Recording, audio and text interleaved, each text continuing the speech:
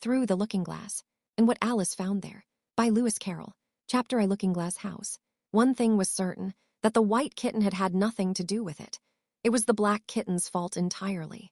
For the white kitten had been having its face washed by the old cat for the last quarter of an hour, and bearing it pretty well, considering. So you see that it couldn't have had any hand in the mischief. The way Dinah washed her children's faces was this. First, she held the poor thing down by its ear with one paw, and then with the other paw she rubbed its face all over, the wrong way, beginning at the nose. And just now, as I said, she was hard at work on the white kitten, which was lying quite still and trying to purr, no doubt feeling that it was all meant for its good. But the black kitten had been finished with earlier in the afternoon. And so, while Alice was sitting curled up in a corner of the great armchair, half talking to herself and half asleep, the kitten had been having a grand game of romps with the ball of worsted Alice had been trying to wind up, and had been rolling it up and down till it had all come undone again. And there it was, spread over the hearthrug, all knots and tangles, with the kitten running after its own tail in the middle. "Oh, you wicked little thing," cried Alice, catching up the kitten and giving it a little kiss to make it understand that it was in disgrace. "Really, Dinah ought to have taught you better manners. You ought, Dinah, you know you ought," she added, looking reproachfully at the old cat and speaking in as cross a voice as she could manage.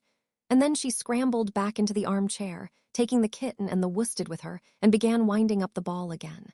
But she didn't get on very fast, as she was talking all the time, sometimes to the kitten and sometimes to herself. Kitty sat very demurely on her knee, pretending to watch the progress of the winding, and now and then putting out one paw and gently touching the ball, as if it would be glad to help, if it might. "Do you know what tomorrow is, Kitty?" Alice began. "You'd have guessed if you'd been up in the window with me, only Dinah was making you tidy, so you couldn't. I was watching the boys getting in sticks for the bonfire, and it wants plenty of sticks, Kitty. Only it got so cold, and it snowed so, they had to leave off. Never mind, Kitty, we'll go and see the bonfire tomorrow." Here Alice wound 2 or 3 turns of the worsted round the kitten's neck, just to see how it would look. This led to a scramble, in which the ball rolled down upon the floor, and yards of it got unwound again. "Do you know, I was so angry, Kitty," Alice went on as soon as they were comfortably settled again. "When I saw all the mischief you had been doing, I was very nearly opening the window and putting you out into the snow. And you'd have deserved it, you little mischievous darling. What have you got to say for yourself? Now don't interrupt me," she went on, holding up one finger. "I'm going to tell you all your faults. Number 1. You squeaked twice while Dinah was washing your face this morning. Now you can't deny it, Kitty. I heard you. What's that you say?" Pretending that the kitten was speaking. "Her paw went into your eye. Well, that's your fault, for keeping your eyes open. If you'd shut them tight up, it wouldn't have happened. Now don't make any more excuses, but listen. Number 2, you pulled Snowdrop away by the tail just as I had put down the saucer of milk before her. What, you were thirsty, were you? How do you know she wasn't thirsty, too? Now for number 3, you unwound every bit of the worsted while I wasn't looking. That's 3 faults, Kitty, and you've not been punished for any of them yet. You know I'm saving up all your punishments for Wednesday week. Suppose they had saved up all my punishments," she went on, talking more to herself than the kitten. "What would they do at the end of a year? I should be sent to prison, I suppose, when the day came. Or, let me see, suppose each punishment was to be going without a dinner. Then, when the miserable day came, I should have to go without 50 dinners at once. Well, I shouldn't mind that much. I'd far rather go without them than eat them. Do you hear the snow against the window panes, Kitty? How nice and soft it sounds. Just as if someone was kissing the window all over outside. I wonder if the snow loves the trees and fields that it kisses them so gently. And then it covers them up snug, you know, with a white quilt. And perhaps it says, 'Go to sleep, darlings, till the summer comes again.' And when they wake up in the summer, Kitty, they dress themselves all in green and dance about, whenever the wind blows. Oh, that's very pretty," cried Alice, dropping the ball of worsted to clap her hands. "And I do so wish it was true. I'm sure the woods look sleepy in the autumn when the leaves are getting brown. Kitty, can you play chess? Now, don't smile, my dear, I'm asking it seriously. Because when we were playing just now, you watched just as if you understood it. And when I said check, you purred. Well, it was a nice check, Kitty, and really I might have won, if it hadn't been for that nasty knight that came wiggling down among my pieces. Kitty, dear, let's pretend. And here I wish I could tell you half the things Alice used to say, beginning with her favorite phrase, 'Let's pretend.' She had had quite a long argument with her sister only the day before, all because Alice had begun with, Let's pretend we're kings and queens. And her sister, who liked being very exact, had argued that they couldn't because there were only two of them, and Alice had been reduced at last to say, "Well, you can be one of them then, and I'll be all the rest." And once she had really frightened her old nurse by shouting suddenly in her ear, "Nurse, do let's pretend that I'm a hungry hyena, and you're a bone." But this is taking us away from Alice's speech to the kitten. "Let's pretend that you're the Red Queen, Kitty. Do you know, I think if you sat up and folded your arms, you'd look exactly like her. Now do try, there's a deer." And Alice got the Red Queen off the table and set it up before the kitten as a model for it to imitate. However, the thing didn't succeed, principally, Alice said, because the kitten wouldn't fold its arms properly. So, to punish it, she held it up to the looking-glass that it might see how sulky it was. "And if you're not good directly," she added, "I'll put you through into Looking-Glass House. How would you like that? Now, if you'll only attend, Kitty, and not talk so much, I'll tell you all my ideas about Looking-Glass House. First, there's the room you can see through the glass. That's just the same as our drawing room, only the things go the other way. I can see all of it when I get upon a chair, all but the bit behind the fireplace. Oh, I do so wish I could see that bit. I want so much to know whether they've a fire in the winter. You never can tell, you know, unless our fire smokes, and then smoke comes up in that room too. But that may be only pretense, just to make it look as if they had a fire. Well then, the books are something like our books, only the words go the wrong way. I know that, because I've held up one of our books to the glass, and then they hold up one in the other room. How would you like to live in Looking-Glass House, Kitty? I wonder if they'd give you milk in there. Perhaps Looking-Glass milk isn't good to drink, but oh, Kitty, now we come to the passage. You can just see a little peep of the passage in Looking-Glass House, if you leave the door of our drawing room wide open. And it's very like our passage as far as you can see, only you know it may be quite different on beyond.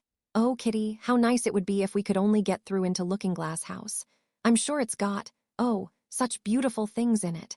Let's pretend there's a way of getting through into it, somehow, Kitty. Let's pretend the glass has got all soft like gauze, so that we can get through. Why, it's turning into a sort of mist now, I declare. It'll be easy enough to get through." She was up on the chimney-piece while she said this, though she hardly knew how she had got there. And certainly the glass was beginning to melt away, just like a bright, silvery mist. In another moment, Alice was through the glass and had jumped lightly down into the looking-glass room. The very first thing she did was to look whether there was a fire in the fireplace, and she was quite pleased to find that there was a real one, blazing away as brightly as the one she had left behind. "So I shall be as warm here as I was in the old room," thought Alice. "Warmer, in fact, because there'll be no one here to scold me away from the fire. Oh, what fun it'll be when they see me through the glass in here and can't get at me." Then she began looking about, and noticed that what could be seen from the old room was quite common and uninteresting, but that all the rest was as different as possible. For instance, the pictures on the wall next the fire seemed to be all alive, and the very clock on the chimney-piece, you know you can only see the back of it in the looking-glass, had got the face of a little old man and grinned at her. "They don't keep this room so tidy as the other," Alice thought to herself, as she noticed several of the chessmen down in the hearth among the cinders. But in another moment, with a little "oh" of surprise, she was down on her hands and knees watching them. The chessmen were walking about 2 and 2. "Here are the Red King and the Red Queen," Alice said in a whisper, for fear of frightening them. "And there are the White King and the White Queen sitting on the edge of the shovel, and here are 2 castles walking arm in arm. I don't think they can hear me," she went on as she put her head closer down, "and I'm nearly sure they can't see me. I feel somehow as if I were invisible." Here something began squeaking on the table behind Alice, and made her turn her head just in time to see one of the white pawns roll over and begin kicking. She watched it with great curiosity to see what would happen next. "It is the voice of my child," the White Queen cried out as she rushed past the king, so violently that she knocked him over among the cinders. "My precious Lily, my imperial kitten," and she began scrambling wildly up the side of the fender. "Imperial fiddlestick," said the king, rubbing his nose, which had been hurt by the fall. He had a right to be a little annoyed with the queen, for he was covered with ashes from head to foot. Alice was very anxious to be of use, and as the poor little Lily was nearly screaming herself into a fit, she hastily picked up the queen and set her on the table by the side of her noisy little daughter. The queen gasped and sat down. The rapid journey through the air had quite taken away her breath, and for a minute or two she could do nothing but hug the little Lily in silence. As soon as she had recovered her breath a little, she called out to the White King, who was sitting sulkily among the ashes, "Mind the volcano." "What volcano?" said the king, looking up anxiously into the fire, as if he thought that was the most likely place to find one. "Blew me up," panted the queen, who was still a little out of breath. "Mind you come up the regular way, don't get blown up." Alice watched the White King as he slowly struggled up from bar to bar, till at last she said, "Why, you'll be hours and hours getting to the table at that rate. I'd far better help you, hadn't I?" But the king took no notice of the question. It was quite clear that he could neither hear her nor see her. So Alice picked him up very gently and lifted him across more slowly than she had lifted the queen, that she mightn't take his breath away. But before she put him on the table, she thought she might as well dust him a little. He was so covered with ashes. She said afterwards that she had never seen in all her life such a face as the king made, when he found himself held in the air by an invisible hand and being dusted. He was far too much astonished to cry out, but his eyes and his mouth went on getting larger and larger, and rounder, till her hand shook so with laughing that she nearly let him drop upon the floor. "Oh, please don't make such faces, my dear," she cried out, quite forgetting that the king couldn't hear her. "You make me laugh so that I can hardly hold you, and don't keep your mouth so wide open. All the ashes will get into it. There, now I think you're tidy enough," she added, as she smoothed his hair and set him upon the table near the queen.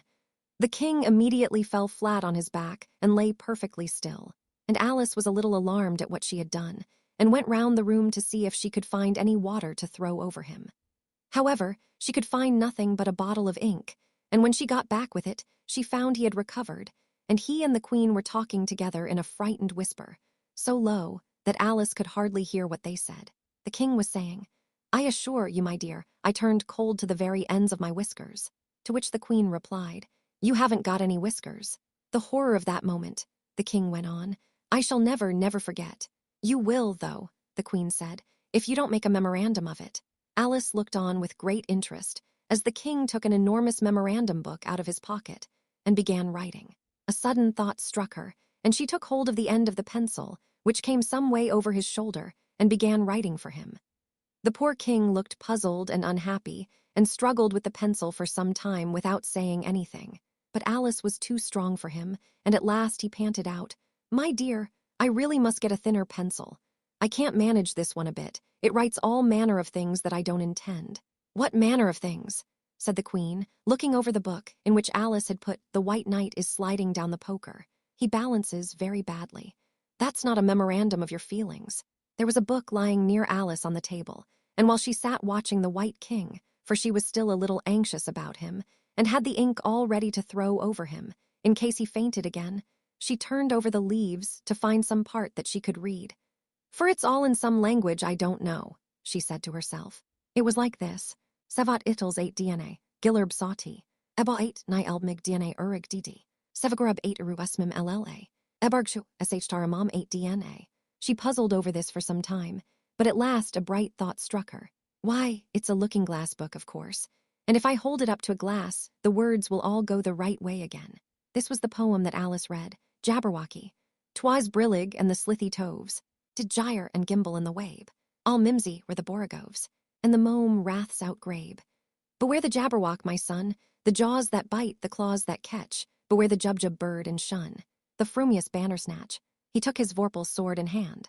Long time the manxome foe he sought. So rested he by the tumtum tree, and stood a while in thought. And as in uffish thought he stood, the jabberwock with eyes of flame came whiffling through the tulgey wood, and burbled as it came, 1, 2, 1, 2, and through. The vorpal blade went snicker-snack. He left it dead, and with its head he went galumphing back. "And hast thou slain the jabberwock? Come to my arms, my beamish boy, O frabjous day, Callu, Calais." He chortled in his joy. "'Twas brillig and the slithy toves did gyre and gimble in the wabe. All mimsy were the borogoves, and the mome wraths out grabe." "It seems very pretty," she said when she had finished it, "but it's rather hard to understand." You see, she didn't like to confess, even to herself, that she couldn't make it out at all. "Somehow it seems to fill my head with ideas, only I don't exactly know what they are. However, somebody killed something. That's clear at any rate. But oh," thought Alice, suddenly jumping up, "if I don't make haste, I shall have to go back through the looking-glass before I've seen what the rest of the house is like. Let's have a look at the garden first." She was out of the room in a moment and ran downstairs.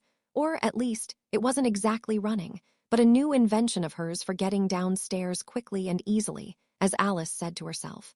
She just kept the tips of her fingers on the handrail and floated gently down without even touching the stairs with her feet. Then she floated on through the hall and would have gone straight out at the door in the same way if she hadn't caught hold of the doorpost. She was getting a little giddy with so much floating in the air and was rather glad to find herself walking again in the natural way. Chapter II, The Garden of Live Flowers. I should see the garden far better, said Alice to herself, if I could get to the top of that hill. And here's a path that leads straight to it. At least, no, it doesn't do that. After going a few yards along the path and turning several sharp corners, but I suppose it will at last. But how curiously it twists. It's more like a corkscrew than a path. Well, this turn goes to the hill, I suppose. No, it doesn't. This goes straight back to the house. Well then, I'll try it the other way. And so she did, wandering up and down and trying turn after turn, but always coming back to the house, do what she would.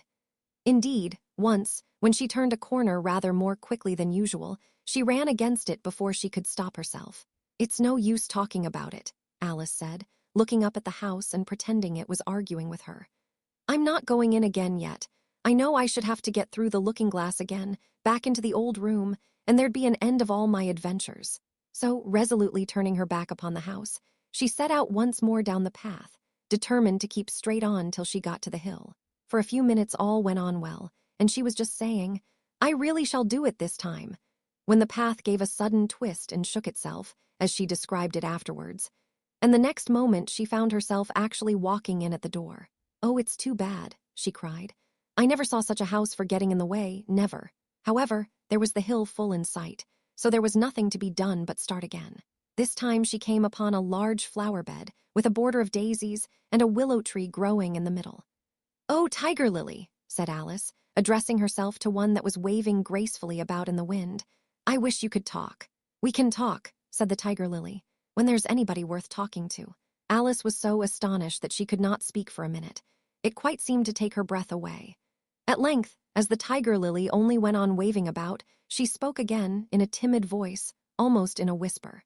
And can all the flowers talk? As well as you can, said the Tiger Lily, and a great deal louder. It isn't manners for us to begin, you know, said the Rose. And I really was wondering when you'd speak, said I to myself. Her face has got some sense in it, though it's not a clever one. Still, you're the right color, and that goes a long way.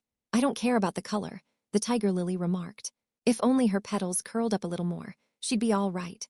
Alice didn't like being criticized, so she began asking questions. Aren't you sometimes frightened at being planted out here, with nobody to take care of you?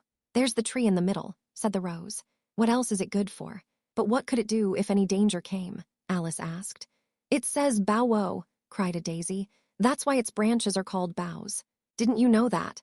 Cried another daisy. And here they all began shouting together, till the air seemed quite full of little shrill voices. Silence, every one of you, cried the Tiger Lily, waving itself passionately from side to side, and trembling with excitement.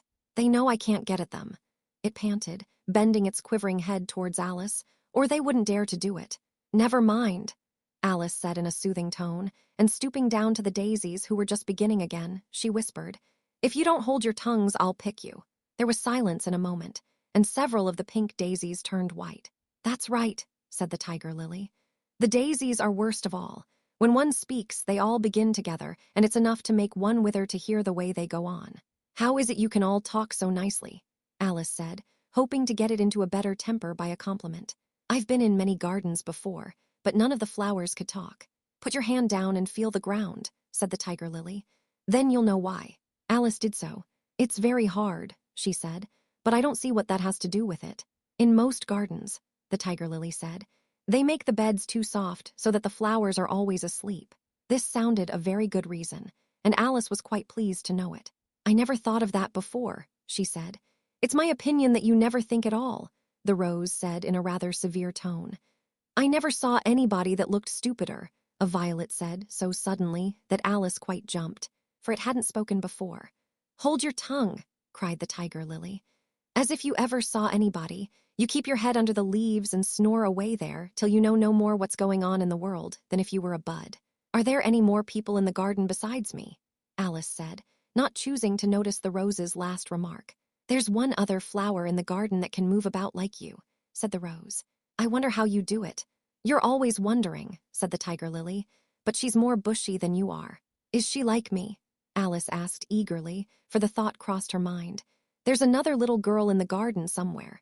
Well, she has the same awkward shape as you, the rose said, but she's redder, and her petals are shorter, I think.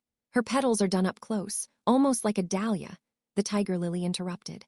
Not tumbled about anyhow, like yours. But that's not your fault, the rose added kindly. You're beginning to fade, you know, and then one can't help one's petals getting a little untidy. Alice didn't like this idea at all. So to change the subject, she asked, does she ever come out here? I dare say you'll see her soon, said the rose. She's one of the thorny kind. Where does she wear the thorns? Alice asked with some curiosity. Why, all round her head, of course, the rose replied. I was wondering you hadn't got some too. I thought it was the regular rule. She's coming, cried the larkspur. I hear her footstep thump, thump, thump along the gravel walk. Alice looked round eagerly and found that it was the Red Queen. She's grown a good deal, was her first remark. She had indeed.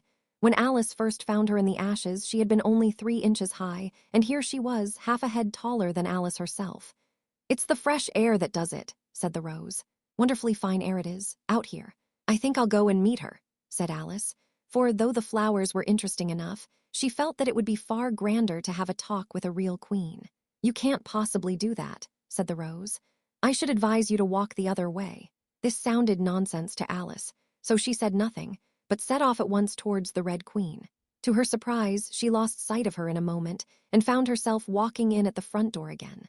A little provoked, she drew back, and after looking everywhere for the queen, whom she spied out at last, a long way off, she thought she would try the plan this time of walking in the opposite direction. It succeeded beautifully. She had not been walking a minute before she found herself face to face with the Red Queen, and full in sight of the hill she had been so long aiming at. Where do you come from? Said the Red Queen. And where are you going? Look up, speak nicely, and don't twiddle your fingers all the time.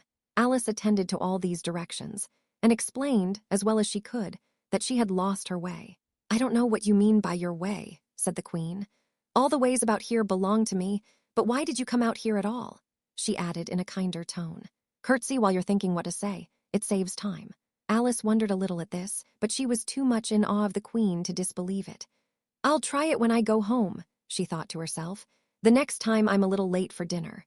It's time for you to answer now, the Queen said, looking at her watch.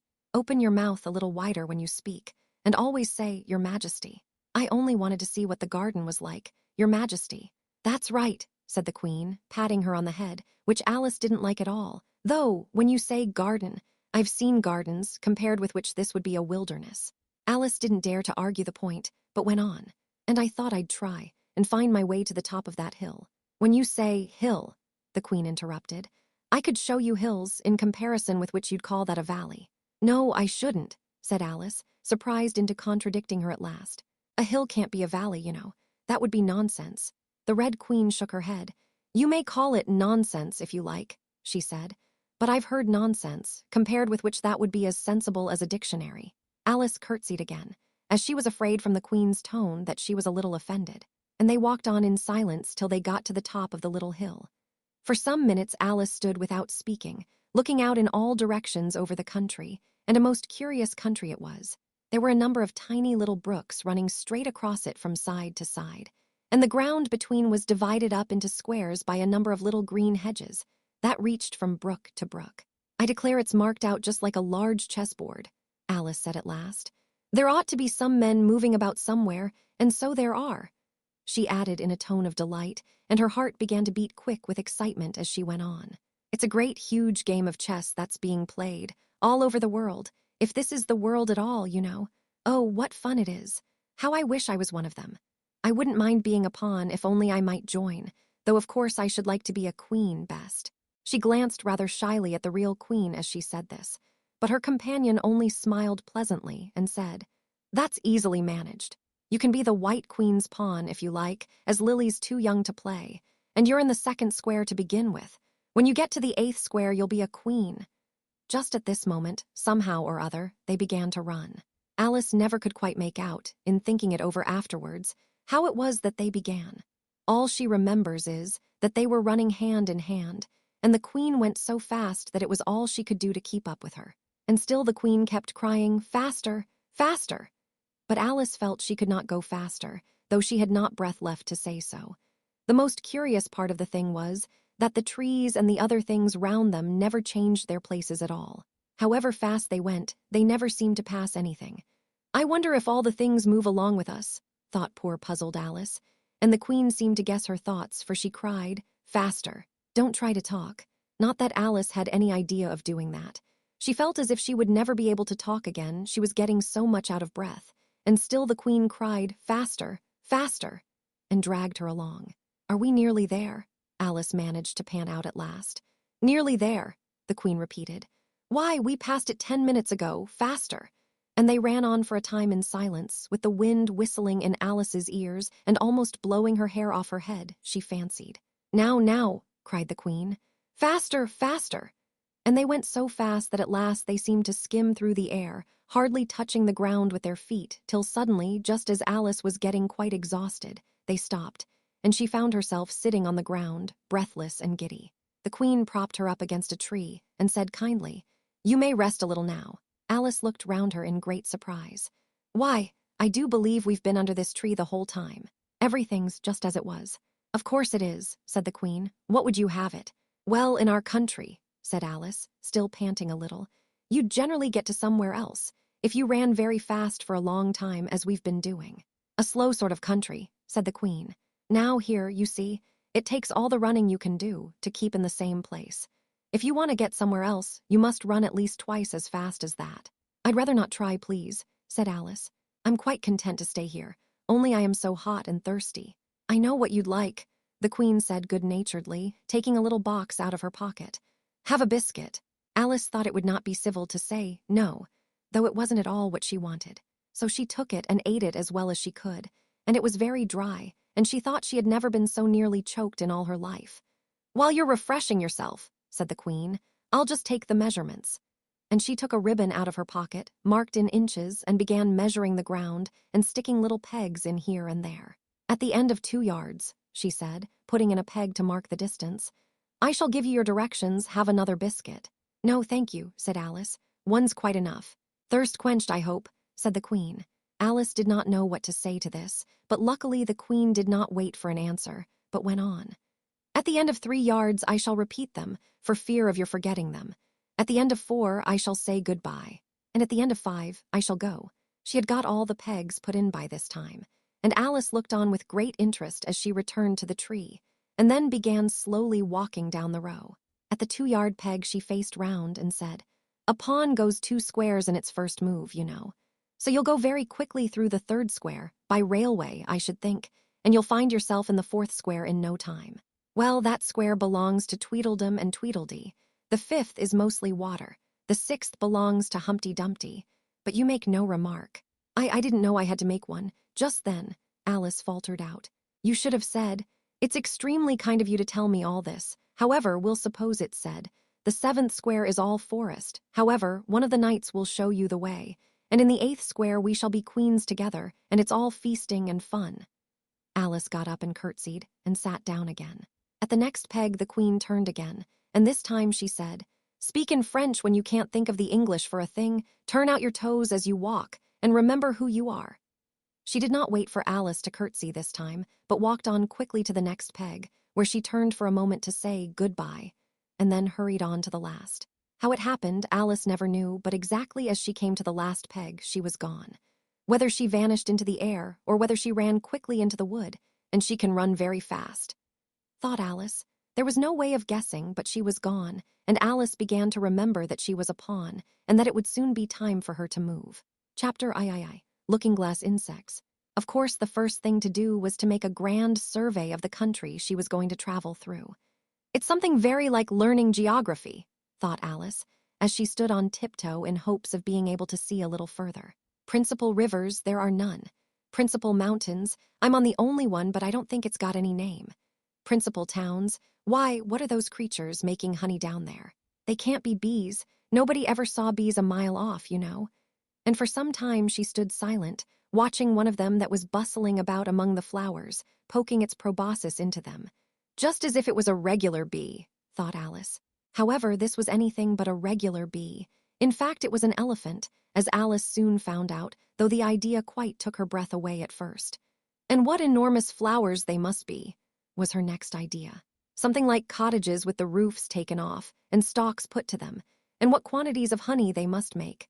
I think I'll go down and no, I won't just yet, she went on, checking herself just as she was beginning to run down the hill and trying to find some excuse for turning shy so suddenly.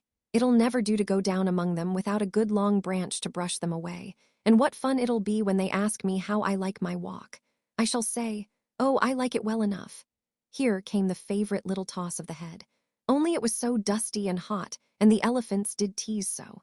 I think I'll go down the other way, she said after a pause, and perhaps I may visit the elephants later on. Besides, I do so want to get into the third square. So with this excuse, she ran down the hill and jumped over the first of the 6 little brooks. "Tickets, please," said the guard, putting his head in at the window. In a moment, everybody was holding out a ticket. They were about the same size as the people and quite seemed to fill the carriage. "Now then, show your ticket, child," the guard went on, looking angrily at Alice.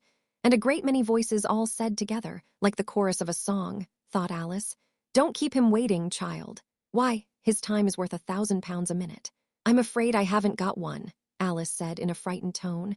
"There wasn't a ticket office where I came from." And again the chorus of voices went on. There wasn't room for one where she came from. The land there is worth £1,000 an inch. "Don't make excuses," said the guard. "You should have bought one from the engine driver." And once more the chorus of voices went on with "the man that drives the engine."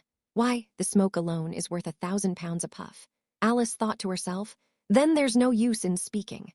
The voices didn't join in this time, as she hadn't spoken, but to her great surprise, they all thought in chorus. I hope you understand what thinking in chorus means, for I must confess that I don't. Better say nothing at all. Language is worth £1,000 a word. I shall dream about £1,000 tonight, I know I shall, thought Alice. All this time the guard was looking at her, first through a telescope, then through a microscope, and then through an opera glass. At last he said, "You're traveling the wrong way," and shut up the window and went away. "So young a child," said the gentleman sitting opposite to her. He was dressed in white paper. "Ought to know which way she's going, even if she doesn't know her own name." A goat, that was sitting next to the gentleman in white, shut his eyes and said in a loud voice, "She ought to know her way to the ticket office, even if she doesn't know her alphabet." There was a beetle sitting next to the goat. It was a very queer carriage full of passengers altogether, and, as the rule seemed to be that they should all speak in turn, he went on with, "She'll have to go back from here as luggage." Alice couldn't see who was sitting beyond the beetle, but a hoarse voice spoke next. "Change engines," it said, and was obliged to leave off.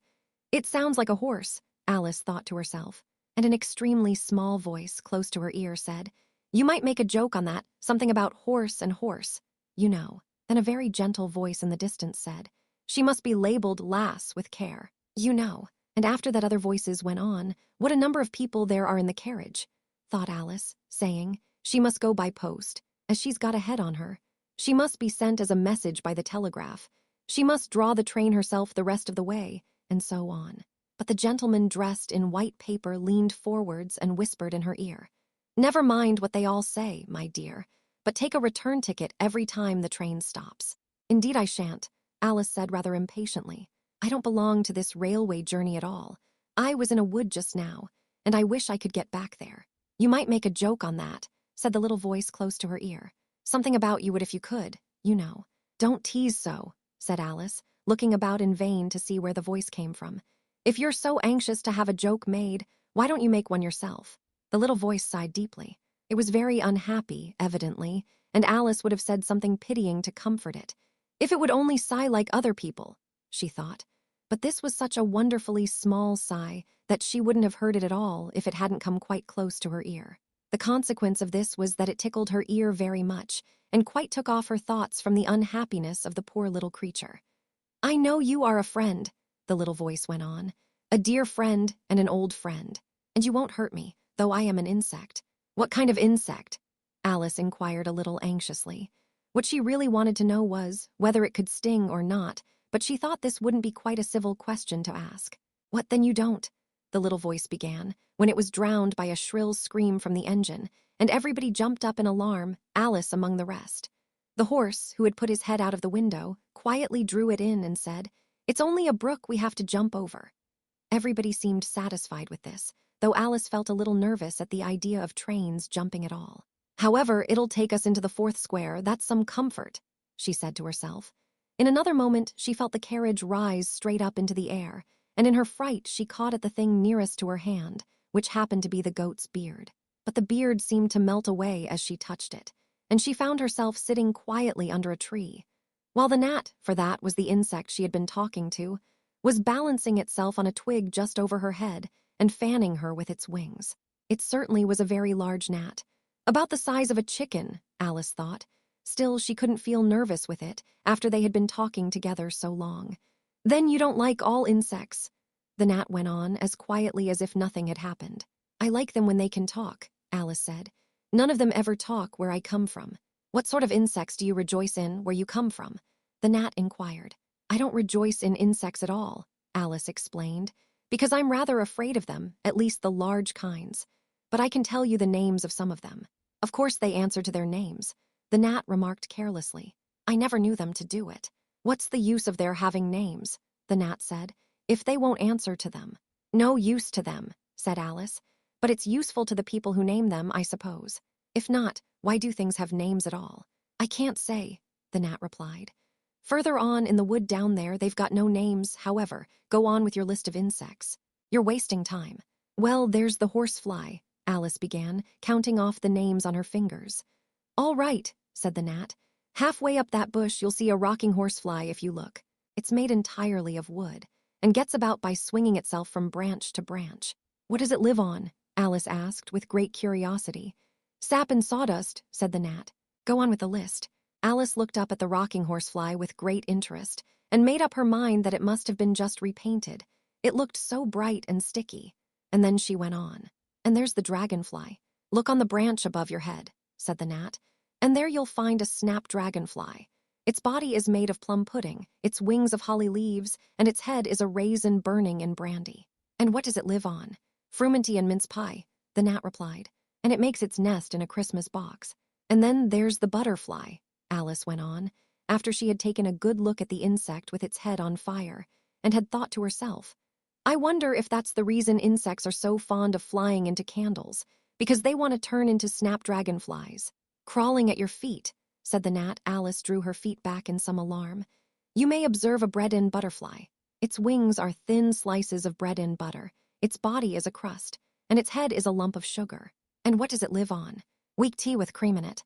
A new difficulty came into Alice's head. "Supposing it couldn't find any," she suggested. "Then it would die, of course." "But that must happen very often," Alice remarked thoughtfully.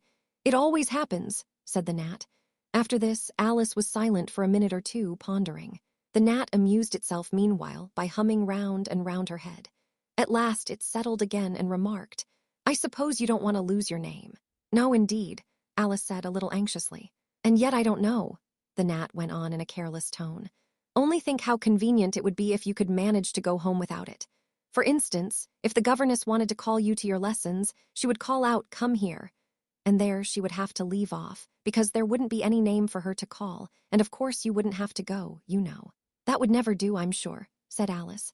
"The governess would never think of excusing me lessons for that. If she couldn't remember my name, she'd call me Miss, as the servants do."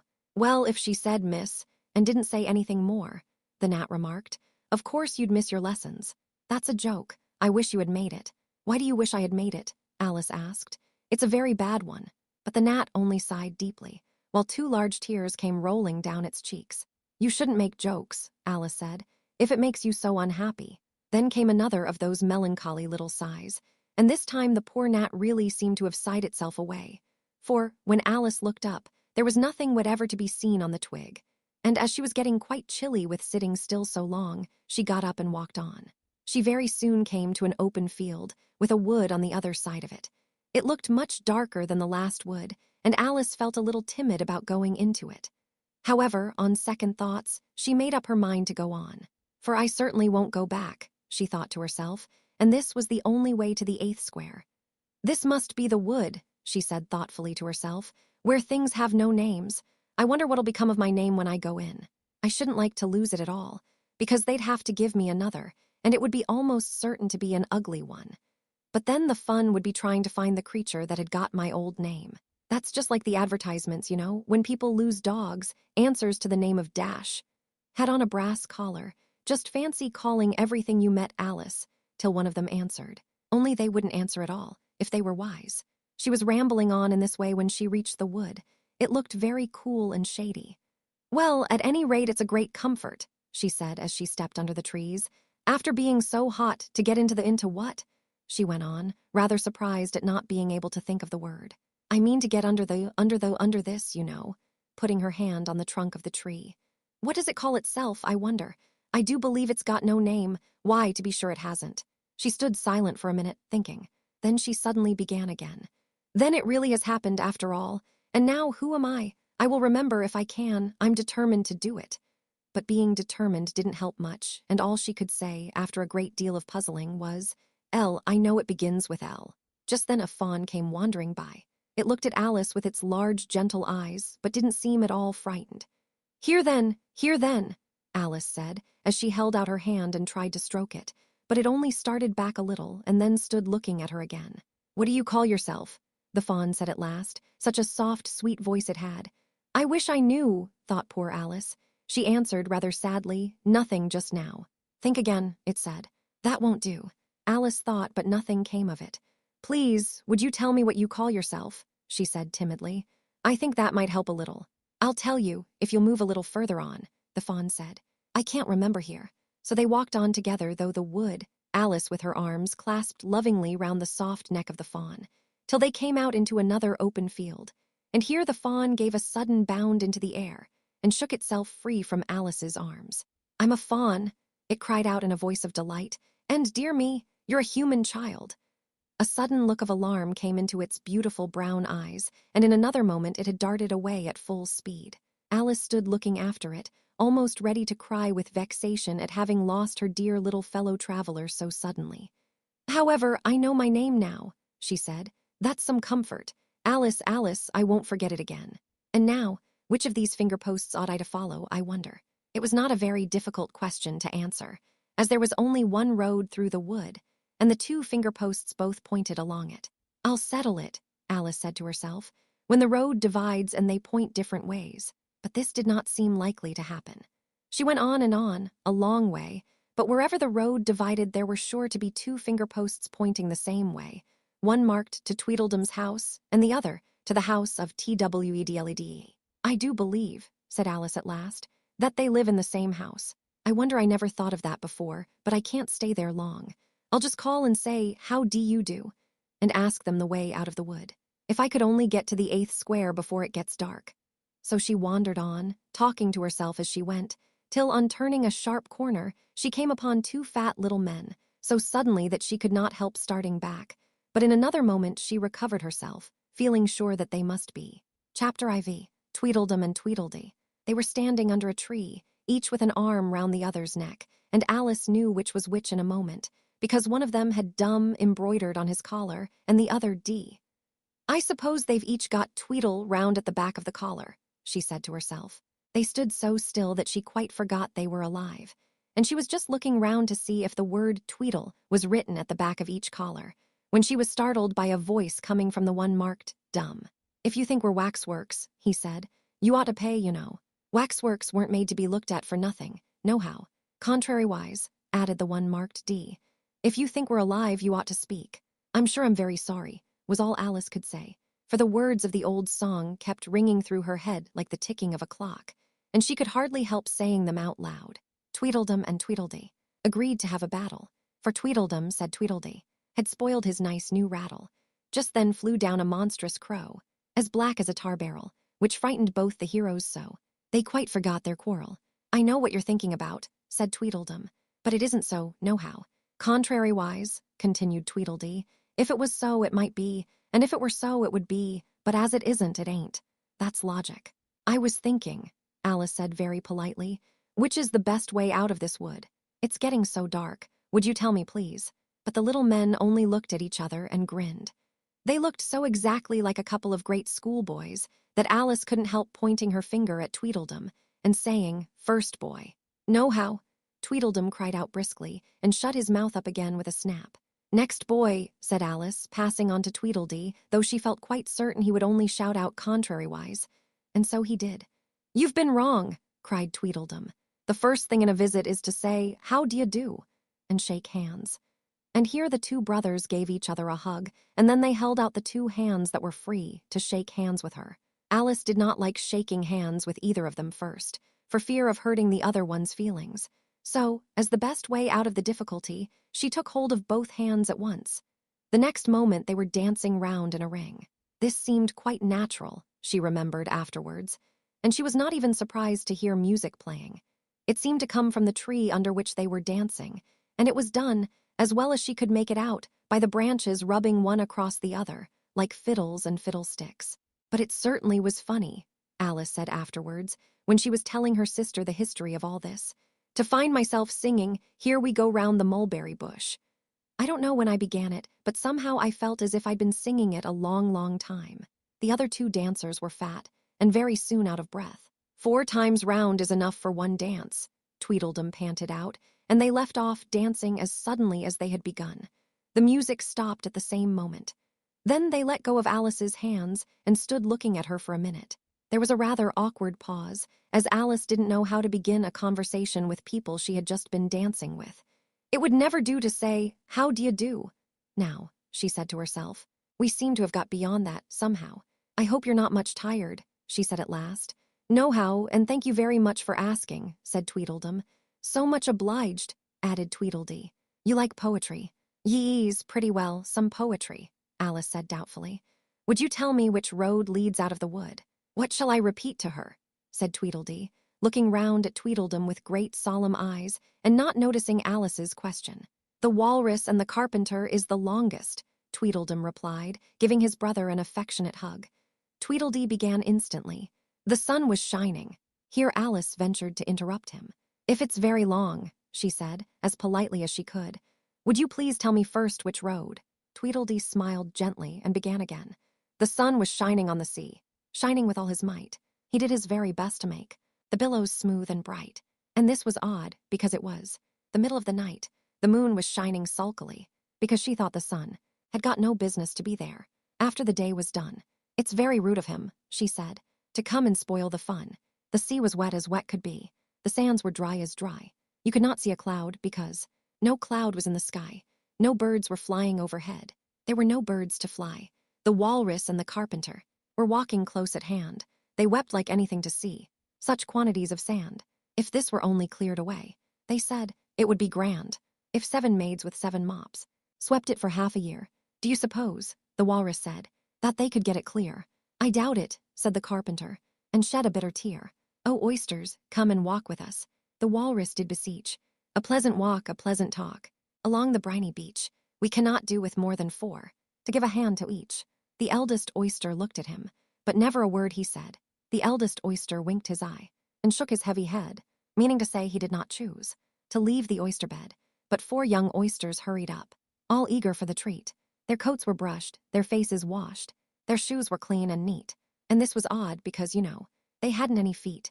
4 other oysters followed them, and yet another 4, and thick and fast they came at last, and more and more and more, all hopping through the frothy waves, and scrambling to the shore. The Walrus and the Carpenter walked on a mile or so, and then they rested on a rock, conveniently low, and all the little oysters stood and waited in a row. "The time has come," the Walrus said, "to talk of many things, of shoes and ships and sealing wax, of cabbages and kings, and why the sea is boiling hot, and whether pigs have wings. But wait a bit," the oysters cried, "before we have our chat, for some of us are out of breath, and all of us are fat." "No hurry," said the Carpenter. They thanked him much for that. "A loaf of bread," the Walrus said, "is what we chiefly need. Pepper and vinegar, besides, are very good indeed. Now, if you're ready, oysters dear, we can begin to feed." "But not on us," the oysters cried, turning a little blue. "After such kindness, that would be a dismal thing to do." "The night is fine," the Walrus said. "Do you admire the view? It was so kind of you to come, and you are very nice." The Carpenter said nothing but, "Cut us another slice. I wish you were not quite so deaf. I've had to ask you twice. It seems a shame," the Walrus said, "to play them such a trick. After we've brought them out so far, and made them trot so quick, the carpenter said nothing but, the butter's spread too thick. I weep for you, the walrus said. I deeply sympathize. With sobs and tears he sorted out, those of the largest size, holding his pocket handkerchief before his streaming eyes. Oh, oysters, said the carpenter, you've had a pleasant run. Shall we be trotting home again? But answer came there none, and that was scarcely odd because they'd eaten every one. I like the walrus best, said Alice, because you see he was a little sorry for the poor oysters. He ate more than the carpenter, though, said Tweedledee. You see he held his handkerchief in front, so that the carpenter couldn't count how many he took, contrariwise. That was mean, Alice said indignantly. Then I like the carpenter best if he didn't eat so many as the walrus. But he ate as many as he could get, said Tweedledum. This was a puzzler. After a pause, Alice began, well, they were both very unpleasant characters. Here she checked herself in some alarm at hearing something that sounded to her like the puffing of a large steam engine in the wood near them, though she feared it was more likely to be a wild beast. Are there any lions or tigers about here? She asked timidly. It's only the Red King snoring, said Tweedledee. Come and look at him, the brothers cried, and they each took one of Alice's hands and led her up to where the king was sleeping. Isn't he a lovely sight? Said Tweedledum. Alice couldn't say honestly that he was. He had a tall red nightcap on with a tassel, and he was lying crumpled up into a sort of untidy heap and snoring loud, fit to snore his head off, as Tweedledum remarked. I'm afraid he'll catch cold with lying on the damp grass, said Alice, who was a very thoughtful little girl. He's dreaming now, said Tweedledee. And what do you think he's dreaming about? Alice said, nobody can guess that. Why about you? Tweedledee exclaimed, clapping his hands triumphantly. And if he left off dreaming about you, where do you suppose you'd be? Where I am now, of course, said Alice. Not you, Tweedledee retorted contemptuously. You'd be nowhere. Why, you're only a sort of thing in his dream. If that there king was to wake, added Tweedledum, you'd go out bang, just like a candle. I shouldn't, Alice exclaimed indignantly. Besides, if I'm only a sort of thing in his dream, what are you, I should like to know? Ditto, said Tweedledum. Ditto, ditto, cried Tweedledee. He shouted this so loud that Alice couldn't help saying, hush, you'll be waking him. I'm afraid if you make so much noise. Well, it no use your talking about waking him, said Tweedledum, when you're only one of the things in his dream. You know very well you're not real. I am real, said Alice and began to cry. You won't make yourself a bit realer by crying, Tweedledee remarked. There's nothing to cry about. If I wasn't real, Alice said, half laughing through her tears, it all seemed so ridiculous. I shouldn't be able to cry. I hope you don't suppose those are real tears. Tweedledum interrupted in a tone of great contempt. I know they're talking nonsense, Alice thought to herself, and it's foolish to cry about it. So she brushed away her tears and went on as cheerfully as she could. At any rate, I'd better be getting out of the wood, for really it's coming on very dark. Do you think it's going to rain? Tweedledum spread a large umbrella over himself and his brother and looked up into it. No, I don't think it is, he said. At least, not under here. Nohow, but it may rain outside. It may if it chooses, said Tweedledee. We've no objection, contrariwise. Selfish things, thought Alice, and she was just going to say good night and leave them when Tweedledum sprang out from under the umbrella and seized her by the wrist. Do you see that? He said, in a voice choking with passion, and his eyes grew large and yellow all in a moment, as he pointed with a trembling finger at a small white thing lying under the tree. It's only a rattle, Alice said, after a careful examination of the little white thing. Not a rattlesnake, you know, she added hastily, thinking that he was frightened. Only an old rattle, quite old and broken. I knew it was, cried Tweedledum, beginning to stamp about wildly and tear his hair. It's spoilt, of course. Here he looked at Tweedledee, who immediately sat down on the ground and tried to hide himself under the umbrella.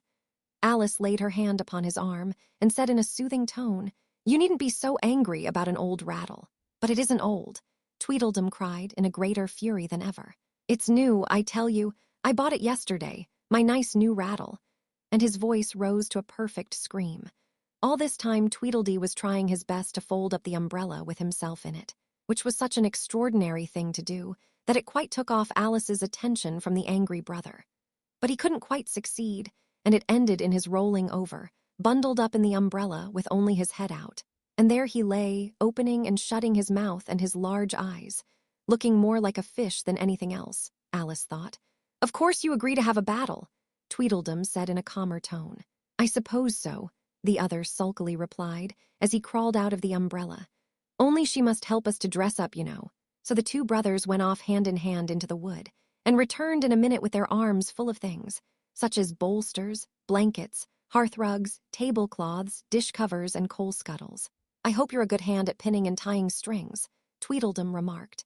Every one of these things has got to go on, somehow or other. Alice said afterwards she had never seen such a fuss made about anything in all her life. The way those two bustled about, and the quantity of things they put on, and the trouble they gave her in tying strings and fastening buttons. Really, they'll be more like bundles of old clothes than anything else, by the time they're ready, she said to herself as she arranged a bolster round the neck of Tweedledee, to keep his head from being cut off, as he said. You know, he added very gravely, it's one of the most serious things that can possibly happen to one in a battle, to get one's head cut off. Alice laughed aloud, but she managed to turn it into a cough, for fear of hurting his feelings. Do I look very pale? Said Tweedledum, coming up to have his helmet tied on. He called it a helmet, though it certainly looked much more like a saucepan. Well, yes, a little, Alice replied gently. I'm very brave generally, he went on in a low voice. Only today I happen to have a headache. And I've got a toothache, said Tweedledee, who had overheard the remark. I'm far worse off than you. Then you'd better not fight today, said Alice, thinking it a good opportunity to make peace. We must have a bit of a fight, but I don't care about going on long, said Tweedledum. What's the time now? Tweedledee looked at his watch and said 4:30. Let's fight till 6 and then have dinner, said Tweedledum. Very well, the other said, rather sadly. And she can watch us, only you'd better not come very close, he added. I generally hit everything I can see when I get really excited. And I hit everything within reach, cried Tweedledum, whether I can see it or not. Alice laughed. You must hit the trees pretty often, I should think, she said. Tweedledum looked round him with a satisfied smile. I don't suppose, he said. There'll be a tree left standing for ever so far round by the time we've finished. And all about a rattle, said Alice, still hoping to make them a little ashamed of fighting for such a trifle. I shouldn't have minded it so much, said Tweedledum, if it hadn't been a new one. I wish the monstrous crow would come, thought Alice. There's only one sword, you know, Tweedledum said to his brother. But you can have the umbrella, it's quite as sharp. Only we must begin quick. It's getting as dark as it can. And darker, said Tweedledee. It was getting dark so suddenly that Alice thought there must be a thunderstorm coming on. What a thick black cloud that is, she said. And how fast it comes. Why, I do believe it's got wings. It's the crow, Tweedledum cried out in a shrill voice of alarm, and the two brothers took to their heels and were out of sight in a moment. Alice ran a little way into the wood and stopped under a large tree. It can never get at me here, she thought. It's far too large to squeeze itself in among the trees. But I wish it wouldn't flap its wings so. It makes quite a hurricane in the wood. Here's somebody's shawl being blown away. Chapter V. Wool and Water. She caught the shawl as she spoke and looked about for the owner. In another moment, the White Queen came running wildly through the wood, with both arms stretched out wide, as if she were flying, and Alice very civilly went to meet her with the shawl. I'm very glad I happened to be in the way, Alice said, as she helped her to put on her shawl again.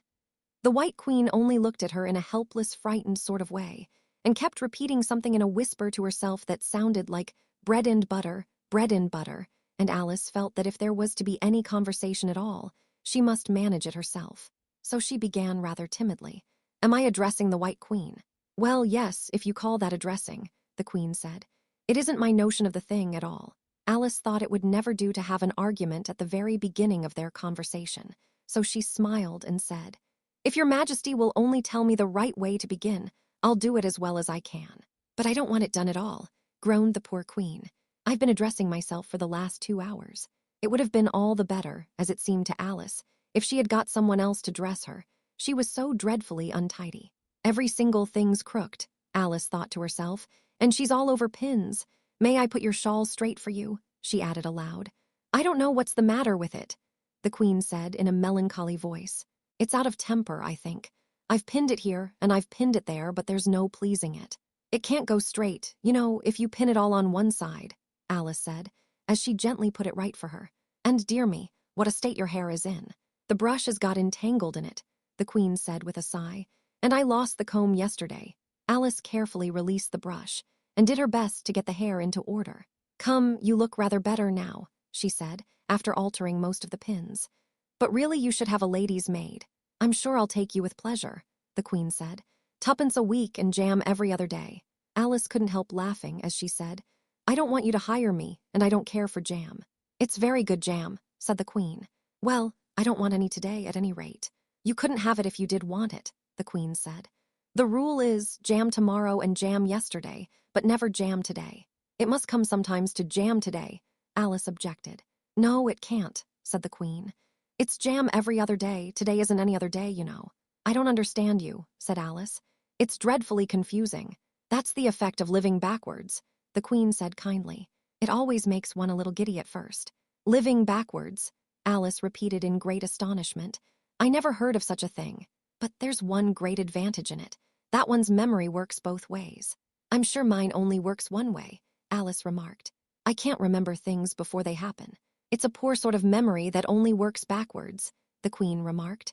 What sort of things do you remember best? Alice ventured to ask. Oh, things that happen the week after next, the Queen replied in a careless tone. For instance, now, she went on, sticking a large piece of plaster on her finger as she spoke, there's the King's messenger. He's in prison now, being punished, and the trial doesn't even begin till next Wednesday. And of course the crime comes last of all. Suppose he never commits the crime, said Alice. That would be all the better, wouldn't it? The Queen said, as she bound the plaster round her finger with a bit of ribbon. Alice felt there was no denying that. Of course it would be all the better, she said, but it wouldn't be all the better his being punished. You're wrong there at any rate, said the Queen. Were you ever punished? Only for faults, said Alice. And you were all the better for it, I know, the Queen said triumphantly. Yes, but then I had done the things I was punished for, said Alice. That makes all the difference. But if you hadn't done them, the Queen said, that would have been better still. Better and better and better. Her voice went higher with each better, till it got quite to a squeak at last. Alice was just beginning to say, there's a mistake somewhere, when the Queen began screaming so loud that she had to leave the sentence unfinished. Oh, oh, oh, shouted the Queen, shaking her hand about as if she wanted to shake it off. My finger's bleeding. Oh, oh, oh, oh. Her screams were so exactly like the whistle of a steam engine that Alice had to hold both her hands over her ears. What is the matter? She said, as soon as there was a chance of making herself heard. Have you pricked your finger? I haven't pricked it yet, the Queen said, but I soon shall. Oh, oh, oh. When do you expect to do it? Alice asked, feeling very much inclined to laugh. When I fasten my shawl again, the poor Queen groaned out. The brooch will come undone directly. Oh, oh. As she said the words, the brooch flew open, and the Queen clutched wildly at it and tried to clasp it again. Take care, cried Alice. You're holding it all crooked. And she caught at the brooch, but it was too late. The pin had slipped, and the Queen had pricked her finger. That accounts for the bleeding, you see, she said to Alice with a smile. Now you understand the way things happen here. But why don't you scream now? Alice asked, holding her hands ready to put over her ears again. Why, I've done all the screaming already, said the Queen. What would be the good of having it all over again? By this time it was getting light. The crow must have flown away, I think, said Alice. I'm so glad it's gone. I thought it was the night coming on. I wish I could manage to be glad, the Queen said. Only I never can remember the rule. You must be very happy, living in this wood, and being glad whenever you like.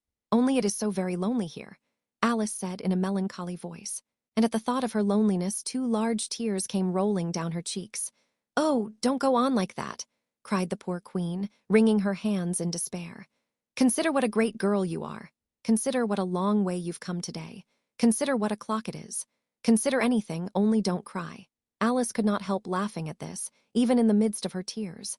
Can you keep from crying by considering things? She asked. That's the way it's done, the Queen said with great decision. Nobody can do 2 things at once, you know. Let's consider your age to begin with. How old are you? I'm 7½ exactly. You needn't say exactually, the Queen remarked. I can believe it without that. Now I'll give you something to believe. I'm just 101, 5 months and a day. I can't believe that, said Alice. Can't you? The Queen said in a pitying tone. Try again. Draw a long breath and shut your eyes. Alice laughed. There's no use trying, she said. One can't believe impossible things. I dare say you haven't had much practice, said the Queen. When I was your age, I always did it for half an hour a day. Why, sometimes I've believed as many as 6 impossible things before breakfast. There goes the shawl again. The brooch had come undone as she spoke, and a sudden gust of wind blew the queen's shawl across a little brook. The queen spread out her arms again and went flying after it, and this time she succeeded in catching it for herself. "I've got it!" she cried in a triumphant tone. "Now you shall see me pin it on again, all by myself. Then I hope your finger is better now," Alice said very politely as she crossed the little brook after the queen. "Oh, much better," cried the queen, her voice rising to a squeak as she went on. "Much beetter, beetter, beetter, bee-a." The last word ended in a long bleat, so like a sheep that Alice quite started. She looked at the queen, who seemed to have suddenly wrapped herself up in wool. Alice rubbed her eyes and looked again. She couldn't make out what had happened at all. Was she in a shop? And was it really a sheep that was sitting on the other side of the counter? Rub as she could make nothing more of it. She was in a little dark shop, leaning with her elbows on the counter, and opposite to her was an old sheep, sitting in an armchair knitting, and every now and then leaving off to look at her through a great pair of spectacles. "What is it you want to buy?" the sheep said at last, looking up for a moment from her knitting. "I don't quite know yet," Alice said very gently. "I should like to look all round me first, if I might." "You may look in front of you, and on both sides if you like," said the sheep.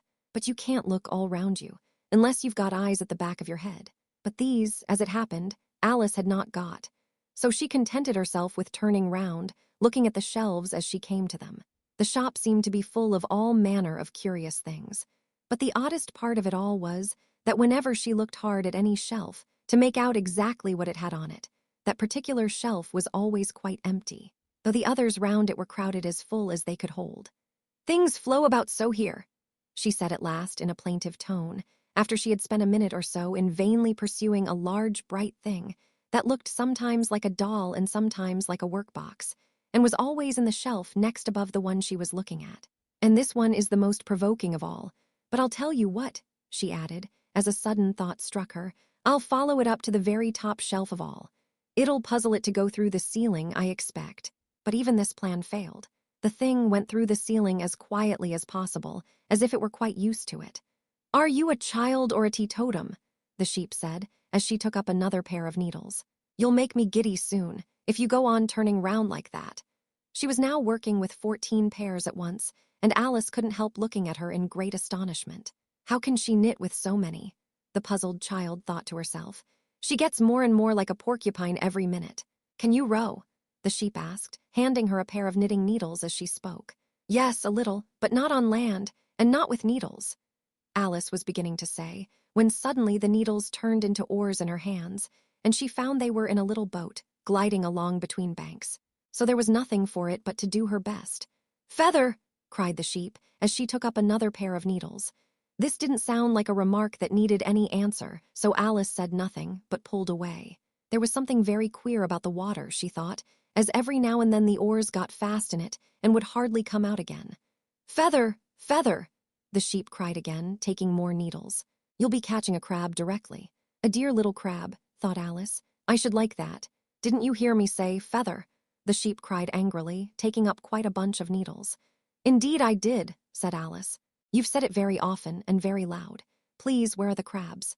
"In the water, of course," said the sheep, sticking some of the needles into her hair as her hands were full. "Feather, I say. Why do you say feather so often?" Alice asked at last, rather vexed. "I'm not a bird." "You are," said the sheep. "You're a little goose." This offended Alice a little, so there was no more conversation for a minute or two, while the boat glided gently on, sometimes among beds of weeds, which made the oars stick fast in the water, worse than ever, and sometimes under trees, but always with the same tall river banks frowning over their heads. "Oh, please, there are some scented rushes," Alice cried in a sudden transport of delight. "There really are, and such beauties. You needn't say please to me about 'em," the sheep said, without looking up from her knitting. "I didn't put 'em there, and I'm not going to take 'em away." "No, but I meant, please may we wait and pick some," Alice pleaded. "If you don't mind stopping the boat for a minute." "How am I to stop it?" said the sheep. "If you leave off rowing, it'll stop of itself." So the boat was left to drift down the stream as it would, till it glided gently in among the waving rushes. And then the little sleeves were carefully rolled up, and the little arms were plunged in elbow deep to get the rushes a good long way down before breaking them off.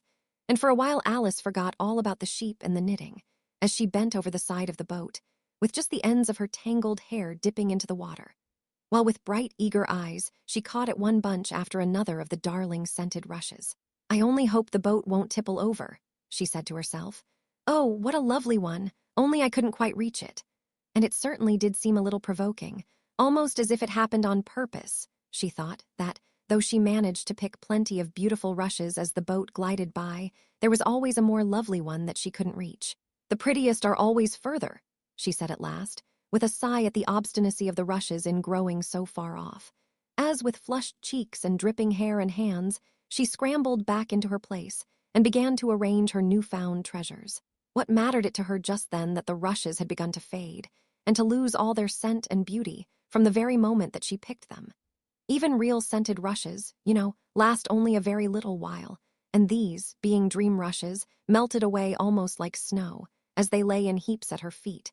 But Alice hardly noticed this. There were so many other curious things to think about. They hadn't gone much farther before the blade of one of the oars got fast in the water and wouldn't come out again, so Alice explained it afterwards. And the consequence was that the handle of it caught her under the chin, and in spite of a series of little shrieks of "oh, oh, oh" from poor Alice, it swept her straight off the seat and down among the heap of rushes. However, she wasn't hurt and was soon up again. The sheep went on with her knitting all the while, just as if nothing had happened. "That was a nice crab you caught," she remarked, as Alice got back into her place, very much relieved to find herself still in the boat. "Was it? I didn't see it," said Alice, peeping cautiously over the side of the boat into the dark water. "I wish it hadn't let go. I should so like to see a little crab to take home with me." But the sheep only laughed scornfully and went on with her knitting. "Are there many crabs here?" said Alice. "Crabs and all sorts of things," said the sheep.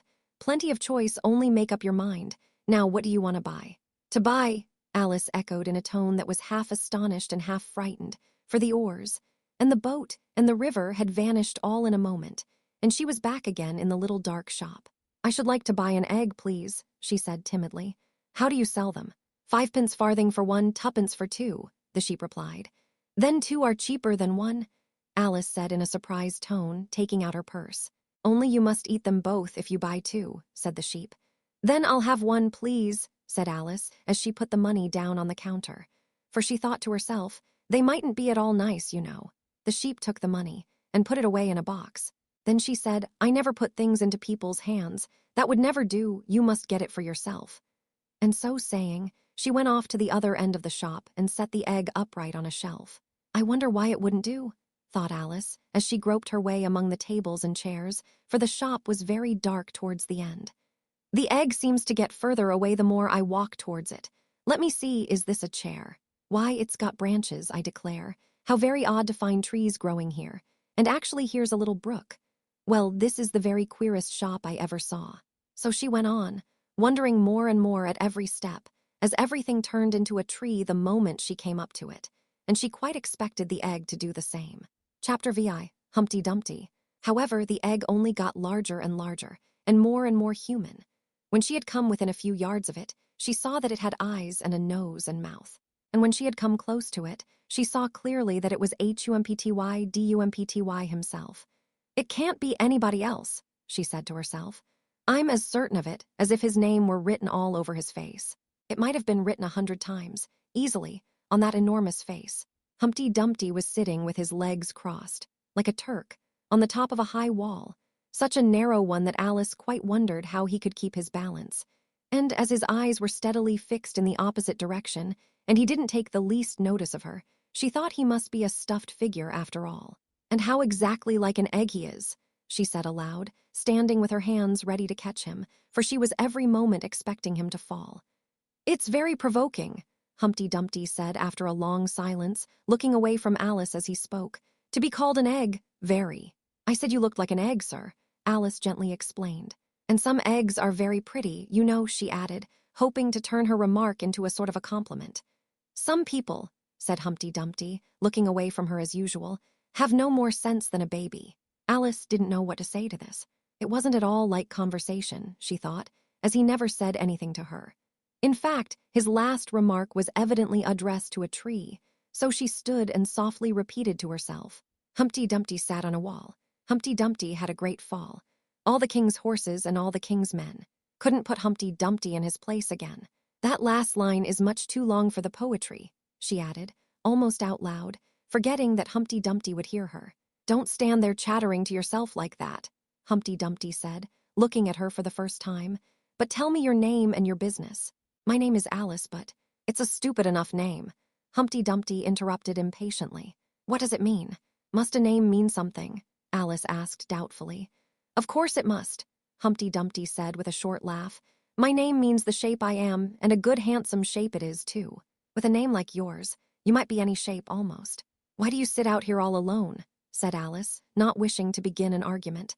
Why, because there's nobody with me, cried Humpty Dumpty. Did you think I didn't know the answer to that? Ask another. Don't you think you'd be safer down on the ground? Alice went on, not with any idea of making another riddle, but simply in her good-natured anxiety for the queer creature. That wall is so very narrow. What tremendously easy riddles you ask, Humpty Dumpty growled out.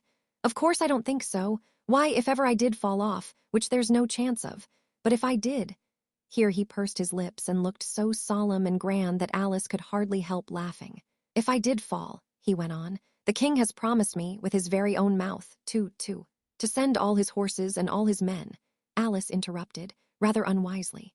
Now I declare that's too bad, Humpty Dumpty cried, breaking into a sudden passion.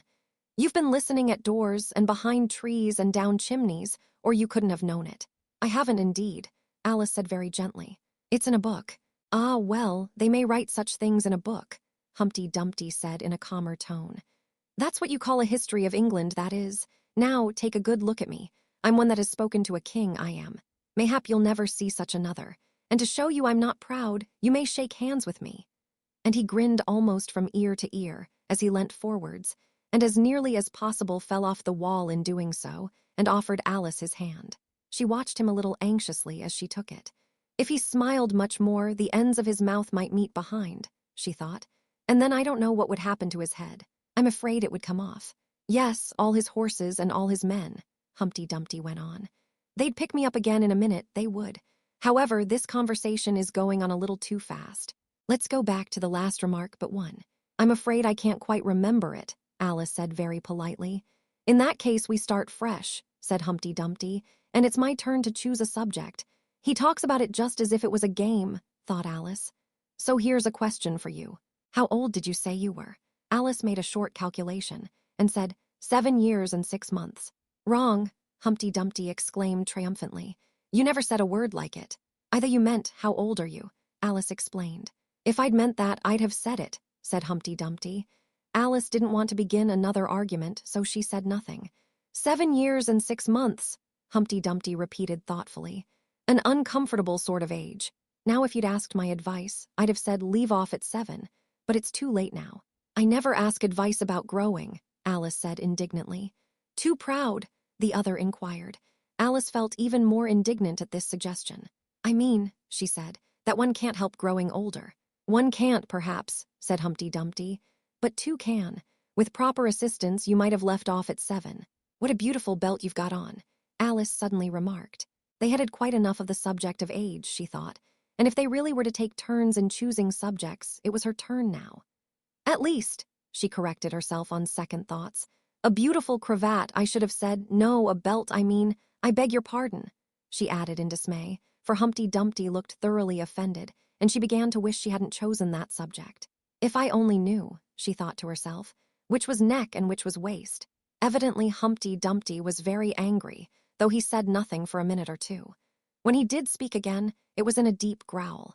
It is a most provoking thing, he said at last, when a person doesn't know a cravat from a belt. I know it's very ignorant of me, Alice said, in so humble a tone that Humpty Dumpty relented. It's a cravat, child, and a beautiful one, as you say. It's a present from the White King and Queen. There now. Is it really? Said Alice, quite pleased to find that she had chosen a good subject after all. They gave it me, Humpty Dumpty continued thoughtfully, as he crossed one knee over the other and clasped his hands round it. They gave it me for an unbirthday present. I beg your pardon, Alice said with a puzzled air. I'm not offended, said Humpty Dumpty. I mean, what is an unbirthday present? A present given when it isn't your birthday, of course. Alice considered a little. I like birthday presents best, she said at last.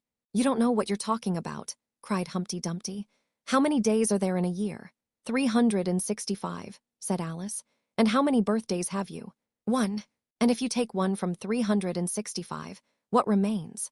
364, of course. Humpty Dumpty looked doubtful. I'd rather see that done on paper, he said. Alice couldn't help smiling as she took out her memorandum book and worked the sum for him. 365. 1. 364. Humpty Dumpty took the book and looked at it carefully. That seems to be done right, he began. You're holding it upside down, Alice interrupted. To be sure I was, Humpty Dumpty said gaily as she turned it round for him. I thought it looked a little queer. As I was saying, that seems to be done right, though I haven't time to look it over thoroughly just now. And that shows that there are 364 days when you might get unbirthday presents. Certainly, said Alice, and only one for birthday presents, you know. There's glory for you. I don't know what you mean by glory, Alice said. Humpty Dumpty smiled contemptuously. Of course you don't till I tell you. I meant, there's a nice knockdown argument for you. But glory doesn't mean a nice knockdown argument, Alice objected. When I use a word, Humpty Dumpty said in rather a scornful tone, it means just what I choose it to mean, neither more nor less. The question is, said Alice, whether you can make words mean so many different things. The question is, said Humpty Dumpty, which is to be master, that's all. Alice was too much puzzled to say anything, so after a minute Humpty Dumpty began again. They've a temper, some of them, particularly verbs, they're the proudest. Adjectives you can do anything with, but not verbs. However, I can manage the whole lot of them. Impenetrability. That's what I say. Would you tell me, please, said Alice, what that means? Now you talk like a reasonable child, said Humpty Dumpty, looking very much pleased. I meant by impenetrability that we've had enough of that subject, and it would be just as well if you'd mention what you mean to do next, as I suppose you don't mean to stop here all the rest of your life. That's a great deal to make one word mean, Alice said in a thoughtful tone. When I make a word do a lot of work like that, said Humpty Dumpty, I always pay it extra. Oh, said Alice. She was too much puzzled to make any other remark. Ah, you should see 'em come round me of a Saturday night, Humpty Dumpty went on, wagging his head gravely from side to side. For to get their wages, you know. Alice didn't venture to ask what he paid them with, and so you see I can't tell you. You seem very clever at explaining words, sir, said Alice. Would you kindly tell me the meaning of the poem called Jabberwocky? Let's hear it, said Humpty Dumpty. I can explain all the poems that were ever invented, and a good many that haven't been invented just yet. This sounded very hopeful, so Alice repeated the first verse. 'Twas Brillig and the slithy toves did gyre and gimble in the wabe. All mimsy were the borogoves, and the mome wraths outgrabe. That's enough to begin with, Humpty Dumpty interrupted. There are plenty of hard words there. Brillig means 4 o'clock in the afternoon, the time when you begin broiling things for dinner. That'll do very well, said Alice. And slithy. Well, slithy means lithe and slimy. Lithe is the same as active. You see, it's like a portmanteau. There are 2 meanings packed up into one word. I see it now, Alice remarked thoughtfully. And what are toves? Well, toves are something like badgers. They're something like lizards, and they're something like corkscrews. They must be very curious-looking creatures. They are that, said Humpty Dumpty. Also, they make their nests under sundials. Also, they live on cheese. And what's the gyre and to gimble? To gyre is to go round and round like a gyroscope. To gimble is to make holes like a gimlet. And the wabe is the grass plot round a sundial, I suppose, said Alice, surprised at her own ingenuity. Of course it is. It's called wabe, you know, because it goes a long way before it and a long way behind it, and a long way beyond it on each side, Alice added. Exactly so. Well then, mimsy is flimsy and miserable. There's another portmanteau for you. And a borogove is a thin, shabby-looking bird with its feathers sticking out all round, something like a live mop. And then mome wraths, said Alice. I'm afraid I'm giving you a great deal of trouble. Well, a wrath is a sort of green pig, but mome I'm not certain about. I think it's short for from home, meaning that they'd lost their way, you know. And what does outgrabe mean? Well, outgrabing is something between bellowing and whistling, with a kind of sneeze in the middle. However, you'll hear it done, maybe, down in the wood yonder, and when you've once heard it you'll be quite content. Who's been repeating all that hard stuff to you? I read it in a book, said Alice, but I had some poetry repeated to me, much easier than that by Tweedledee, I think it was. As to poetry, you know, said Humpty Dumpty, stretching out one of his great hands, I can repeat poetry as well as other folk if it comes to that. Oh, it needn't come to that, Alice hastily said, hoping to keep him from beginning. The piece I'm going to repeat," he went on without noticing her remark, "was written entirely for your amusement." Alice felt that in that case she really ought to listen to it, so she sat down and said thank you rather sadly. "In winter, when the fields are white, I sing this song for your delight. Only I don't sing it," he added as an explanation. "I see you don't," said Alice. "If you can see whether I'm singing or not, you've sharper eyes than most," Humpty Dumpty remarked severely. Alice was silent. "In spring, when woods are getting green, I'll try and tell you what I mean." "Thank you very much," said Alice. "In summer, when the days are long, perhaps you'll understand the song. In autumn, when the leaves are brown, take pen and ink and write it down." "I will, if I can remember it so long," said Alice. "You needn't go on making remarks like that," Humpty Dumpty said. "They're not sensible, and they put me out. I sent a message to the fish. I told them this is what I wish. The little fishes of the sea. They sent an answer back to me. The little fish's answer was, 'We cannot do it, sir, because—' I'm afraid I don't quite understand," said Alice. "It gets easier further on," Humpty Dumpty replied. "I sent to them again to say, 'It will be better to obey.' The fishes answered with a grin, 'Why, what a temper you are in. I told them once, I told them twice. They would not listen to advice. I took a kettle large and new, fit for the deed I had to do. My heart went hop, my heart went thump. I filled the kettle at the pump. Then someone came to me and said, 'The little fishes are in bed.' I said to him, I said it plain, 'Then you must wake them up again.' I said it very loud and clear. I went and shouted in his ear." Humpty Dumpty raised his voice almost to a scream as he repeated this verse, and Alice thought with a shudder, "I wouldn't have been the messenger for anything." But he was very stiff and proud. He said, "You needn't shout so loud." And he was very proud and stiff. He said I'd go and wake them if— I took a corkscrew from the shelf. I went and waked them up myself. And when I found the door was locked, I pulled and pushed and kicked and knocked. And when I found the door was shut, I tried to turn the handle, but— There was a long pause. "Is that all?" Alice timidly asked. "That's all," said Humpty Dumpty. "Goodbye." This was rather sudden, Alice thought. But after such a very strong hint that she ought to be going, she felt that it would hardly be civil to stay. So she got up and held out her hand. "Goodbye till we meet again," she said as cheerfully as she could. "I shouldn't know you again if we did meet," Humpty Dumpty replied in a discontented tone, giving her one of his fingers to shake. "You're so exactly like other people. The face is what one goes by, generally," Alice remarked in a thoughtful tone. "That's just what I complain of," said Humpty Dumpty. "Your face is the same as everybody has, the two eyes, so," marking their places in the air with this thumb, "nose in the middle, mouth under. It's always the same. Now if you had the two eyes on the same side of the nose, for instance, or the mouth at the top, that would be some help." "It wouldn't look nice," Alice objected. But Humpty Dumpty only shut his eyes and said, "Wait till you've tried." Alice waited a minute to see if he would speak again, but as he never opened his eyes or took any further notice of her, she said goodbye once more, and getting no answer to this, she quietly walked away. But she couldn't help saying to herself as she went, "Of all the unsatisfactory—" She repeated this aloud, as it was a great comfort to have such a long word to say, "Of all the unsatisfactory people I ever met." She never finished the sentence, for at this moment a heavy crash shook the forest from end to end. Chapter VII, The Lion and the Unicorn. The next moment soldiers came running through the wood, at first in 2s and 3s, then 10 or 20 together, and at last in such crowds that they seemed to fill the whole forest. Alice got behind a tree, for fear of being run over, and watched them go by. She thought that in all her life she had never seen soldiers so uncertain on their feet. They were always tripping over something or other, and whenever one went down, several more always fell over him, so that the ground was soon covered with little heaps of men. Then came the horses. Having 4 feet, these managed rather better than the foot soldiers.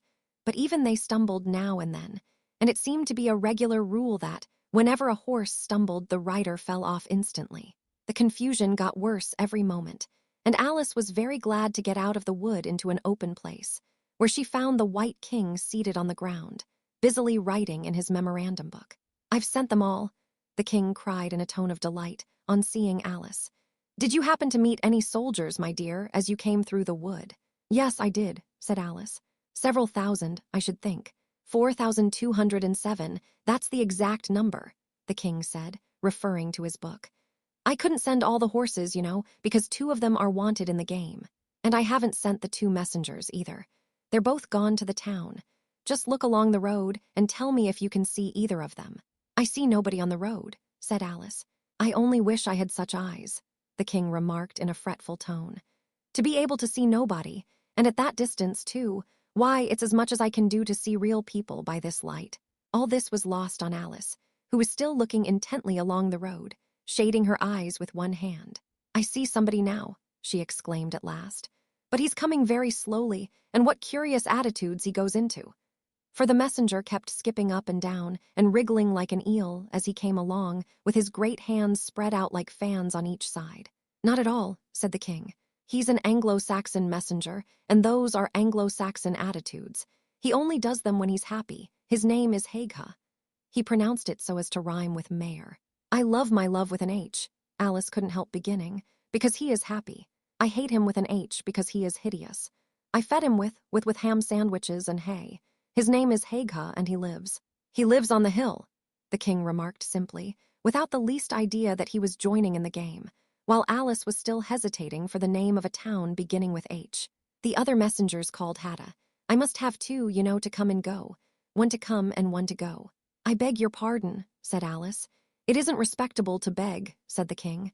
"I only meant that I didn't understand," said Alice. "Why one to come and one to go? Didn't I tell you?" the king repeated impatiently. "I must have two to fetch and carry, one to fetch and one to carry." At this moment the messenger arrived. He was far too much out of breath to say a word, and could only wave his hands about and make the most fearful faces at the poor king. "This young lady loves you with an H," the king said, introducing Alice in the hope of turning off the messenger's attention from himself. But it was no use. The Anglo-Saxon attitudes only got more extraordinary every moment, while the great eyes rolled wildly from side to side. "You alarm me," said the king. "I feel faint, give me a ham sandwich." On which the messenger, to Alice's great amusement, opened a bag that hung round his neck and handed a sandwich to the king, who devoured it greedily. "Another sandwich," said the king. "There's nothing but hay left now," the messenger said, peeping into the bag.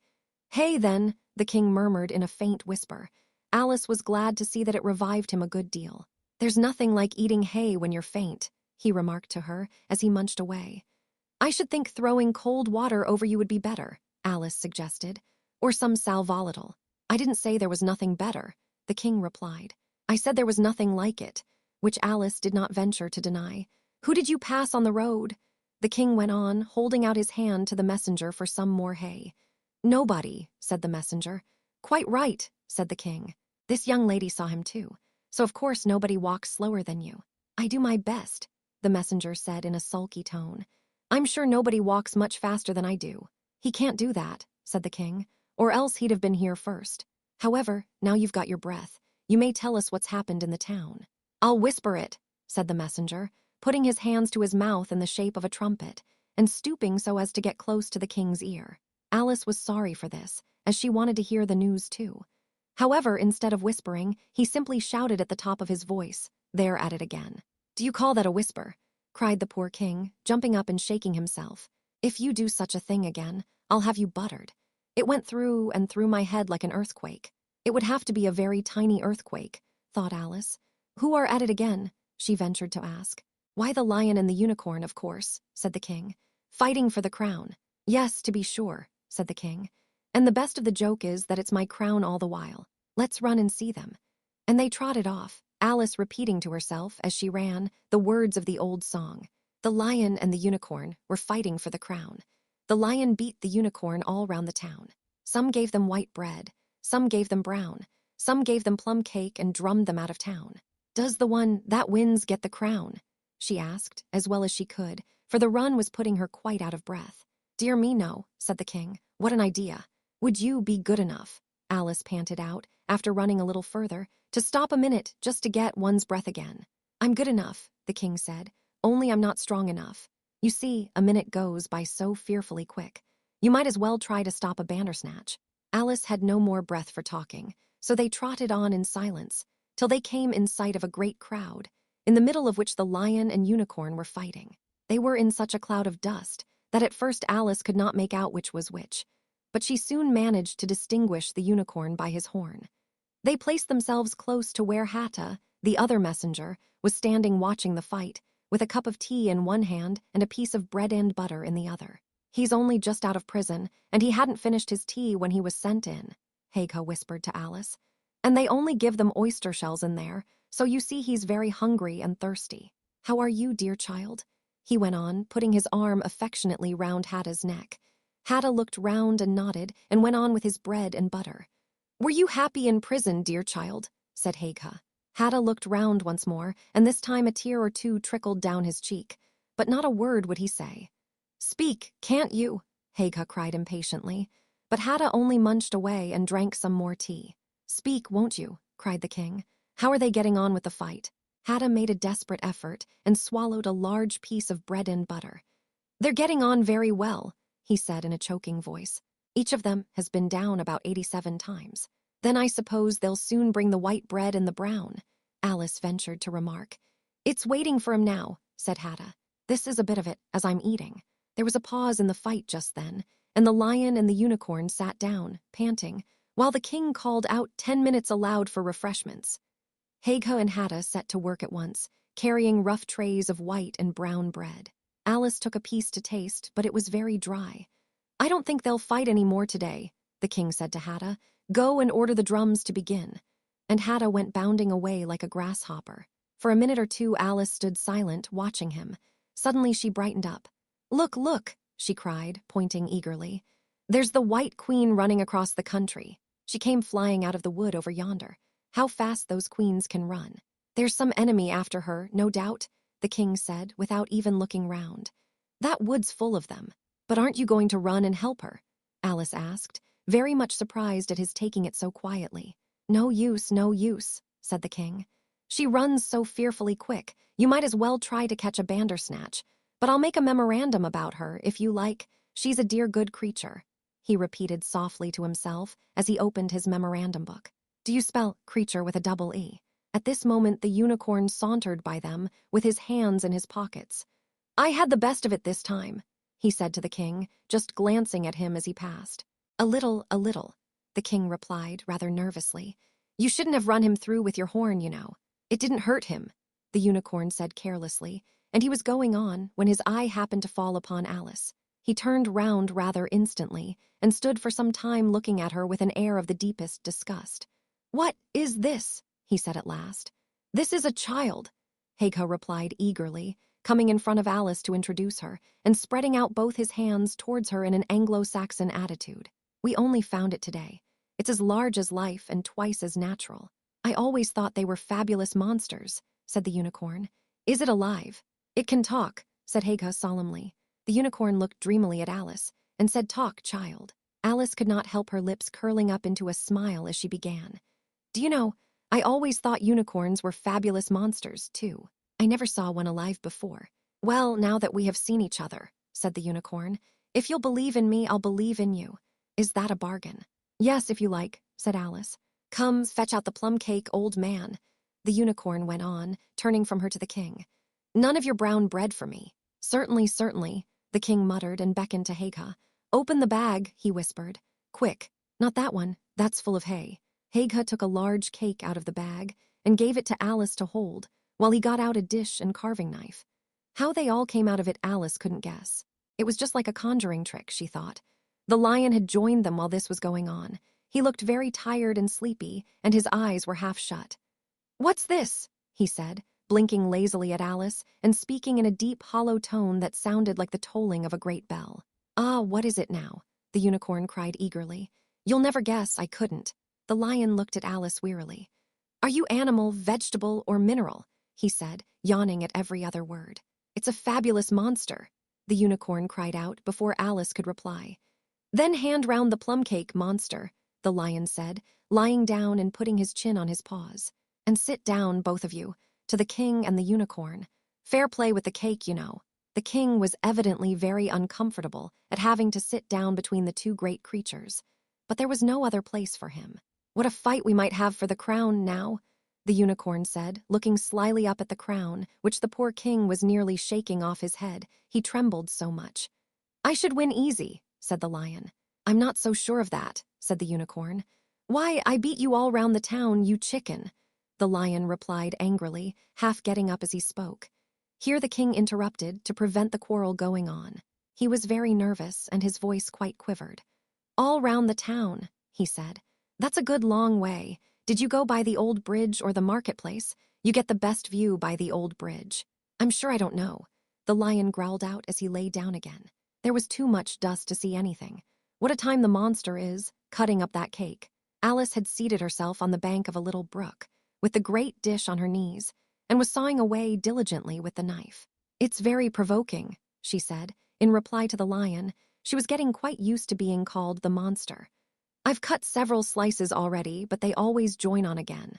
"You don't know how to manage looking-glass cakes," the unicorn remarked. "Hand it round first, and cut it afterwards." This sounded nonsense, but Alice very obediently got up and carried the dish round, and the cake divided itself into 3 pieces as she did so. "Now cut it up," said the lion, as she returned to her place with the empty dish. "I say, this isn't fair," cried the unicorn, as Alice sat with the knife in her hand, very much puzzled how to begin. "The monster has given the lion twice as much as me. She's kept none for herself anyhow," said the lion. "Do you like plum cake, monster?" But before Alice could answer him, the drums began. Where the noise came from, she couldn't make out. The air seemed full of it, and it rang through and through her head till she felt quite deafened. She started to her feet and sprang across the little brook in her terror, and had just time to see the lion and the unicorn rise to their feet, with angry looks at being interrupted in their feast, before she dropped to her knees and put her hands over her ears, vainly trying to shut out the dreadful uproar. "If that doesn't drum them out of town," she thought to herself, "nothing ever will." Chapter VII. It's my own invention. After a while, the noise seemed gradually to die away, till all was dead silence, and Alice lifted up her head in some alarm. There was no one to be seen, and her first thought was that she must have been dreaming about the lion and the unicorn and those queer Anglo-Saxon messengers. However, there was the great dish still lying at her feet, on which she had tried to cut the plum cake. "So I wasn't dreaming, after all," she said to herself. Unless we're all part of the same dream. Only I do hope it's my dream, and not the Red King's. I don't like belonging to another person's dream," she went on in a rather complaining tone. "I've a great mind to go and wake him and see what happens." At this moment, her thoughts were interrupted by a loud shouting of "Ahoy! Ahoy, check!" and a knight dressed in crimson armor came galloping down upon her, brandishing a great club. Just as he reached her, the horse stopped suddenly. "You're my prisoner," the knight cried as he tumbled off his horse. Startled as she was, Alice was more frightened for him than for herself at the moment, and watched him with some anxiety as he mounted again. As soon as he was comfortably in the saddle, he began once more, "You're my." But here another voice broke in "Ahoy! Ahoy, check!" and Alice looked round in some surprise for the new enemy. This time it was a white knight. He drew up at Alice's side and tumbled off his horse just as the Red Knight had done. Then he got on again, and the 2 knights sat and looked at each other for some time without speaking. Alice looked from one to the other in some bewilderment. "She's my prisoner, you know," the Red Knight said at last. "Yes, but then I came and rescued her," the White Knight replied. "Well, we must fight for her then," said the Red Knight, as he took up his helmet, which hung from the saddle and was something the shape of a horse's head, and put it on. "You will observe the rules of battle, of course," the White Knight remarked, putting on his helmet too. "I always do," said the Red Knight, and they began banging away at each other with such fury that Alice got behind a tree to be out of the way of the blows. "I wonder now what the rules of battle are," she said to herself, as she watched the fight, timidly peeping out from her hiding place. "One rule seems to be that if one knight hits the other, he knocks him off his horse, and if he misses, he tumbles off himself. And another rule seems to be that they hold their clubs with their arms, as if they were Punch and Judy. What a noise they make when they tumble, just like a whole set of fire irons falling into the fender. And how quiet the horses are. They let them get on and off them just as if they were tables." Another rule of battle, that Alice had not noticed, seemed to be that they always fell on their heads, and the battle ended with their both falling off in this way, side by side. When they got up again, they shook hands, and then the Red Knight mounted and galloped off. "It was a glorious victory, wasn't it?" said the White Knight, as he came up panting. "I don't know," Alice said doubtfully. "I don't want to be anybody's prisoner. I want to be a queen." "So you will when you've crossed the next brook," said the White Knight. "I'll see you safe to the end of the wood, and then I must go back, you know. That's the end of my move." "Thank you very much," said Alice. "May I help you off with your helmet?" It was evidently more than he could manage by himself. However, she managed to shake him out of it at last. "Now one can breathe more easily," said the knight, putting back his shaggy hair with both hands and turning his gentle face and large, mild eyes to Alice. She thought she had never seen such a strange-looking soldier in all her life. He was dressed in tin armor, which seemed to fit him very badly, and he had a queer-shaped little deal box fastened across his shoulder, upside down, and with the lid hanging open. Alice looked at it with great curiosity. "I see you're admiring my little box," the knight said in a friendly tone. "It's my own invention to keep clothes and sandwiches in. You see, I carry it upside down so that the rain can't get in. But the things can get out," Alice gently remarked. "Do you know the lid's open?" "I didn't know it," the knight said, a shade of vexation passing over his face. "Then all the things must have fallen out, and the box is no use without them." He unfastened it as he spoke and was just going to throw it into the bushes when a sudden thought seemed to strike him, and he hung it carefully on a tree. "Can you guess why I did that?" he said to Alice. Alice shook her head. "In hopes some bees may make a nest in it, then I should get the honey." "But you've got a beehive, or something like one, fastened to the saddle," said Alice. "Yes, it's a very good beehive," the knight said in a discontented tone. "One of the best kind. But not a single bee has come near it yet. And the other thing is a mousetrap. I suppose the mice keep the bees out. Or the bees keep the mice out, I don't know which." "I was wondering what the mousetrap was for," said Alice. "It isn't very likely there would be any mice on the horse's back." "Not very likely, perhaps," said the knight. "But if they do come, I don't choose to have them running all about. You see," he went on after a pause, "it's as well to be provided for everything. That's the reason the horse has all those anklets round his feet." "But what are they for?" Alice asked in a tone of great curiosity. "To guard against the bites of sharks," the knight replied. "It's an invention of my own, and now help me on. I'll go with you to the end of the wood. What's the dish for?" "It's meant for plum cake," said Alice. "We'd better take it with us," the knight said. "It'll come in handy if we find any plum cake. Help me to get it into this bag." This took a very long time to manage, though Alice held the bag open very carefully, because the knight was so very awkward in putting in the dish. The first 2 or 3 times that he tried, he fell in himself instead. "It's rather a tight fit, you see," he said, as they got it in a last. "There are so many candlesticks in the bag." And he hung it to the saddle, which was already loaded with bunches of carrots and fire irons and many other things. "I hope you've got your hair well fastened on," he continued as they set off. "Only in the usual way," Alice said, smiling. "That's hardly enough," he said anxiously. "You see, the wind is so very strong here. It's as strong as soup." "Have you invented a plan for keeping the hair from being blown off?" Alice inquired. "Not yet," said the knight, "but I've got a plan for keeping it from falling off." "I should like to hear it, very much." "First you take an upright stick," said the knight. "Then you make your hair creep up it like a fruit tree. Now the reason hair falls off is because it hangs down. Things never fall upwards, you know. It's a plan of my own invention. You may try it if you like." It didn't sound a comfortable plan, Alice thought, and for a few minutes she walked on in silence, puzzling over the idea, and every now and then stopping to help the poor knight, who certainly was not a good rider. Whenever the horse stopped, which it did very often, he fell off in front, and whenever it went on again, which it generally did rather suddenly, he fell off behind. Otherwise he kept on pretty well, except that he had a habit of now and then falling off sideways. And as he generally did this on the side on which Alice was walking, she soon found that it was the best plan not to walk quite close to the horse. "I'm afraid you've not had much practice in riding," she ventured to say, as she was helping him up from his 5th tumble. The knight looked very much surprised and a little offended at the remark. "What makes you say that?"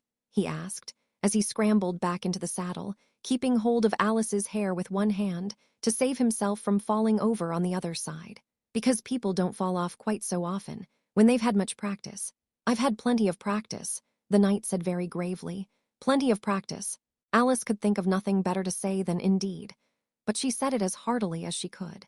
They went on a little way in silence after this, the knight with his eyes shut, muttering to himself, and Alice watching anxiously for the next tumble. "The great art of riding," the knight suddenly began in a loud voice, waving his right arm as he spoke, "is to keep—" Here the sentence ended as suddenly as it had begun, as the knight fell heavily on the top of his head exactly in the path where Alice was walking. She was quite frightened this time, and said in an anxious tone, as she picked him up, "I hope no bones are broken." "None to speak of," the knight said, as if he didn't mind breaking 2 or 3 of them. The great art of riding, as I was saying, is to keep your balance properly. Like this, you know. He let go the bridle and stretched out both his arms to show Alice what he meant. And this time he fell flat on his back, right under the horse's feet. Plenty of practice, he went on repeating, all the time that Alice was getting him on his feet again. Plenty of practice. It's too ridiculous, cried Alice, losing all her patience this time.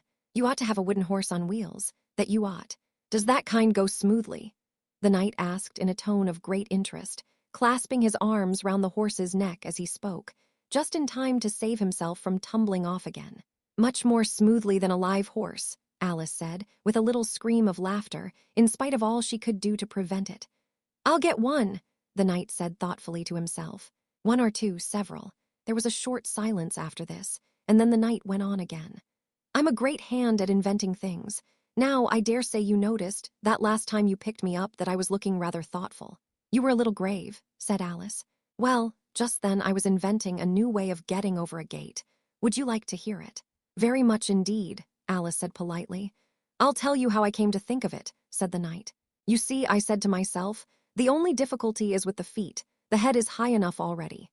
Now, first I put my head on the top of the gate, then I stand on my head, then the feet are high enough, you see, then I'm over, you see.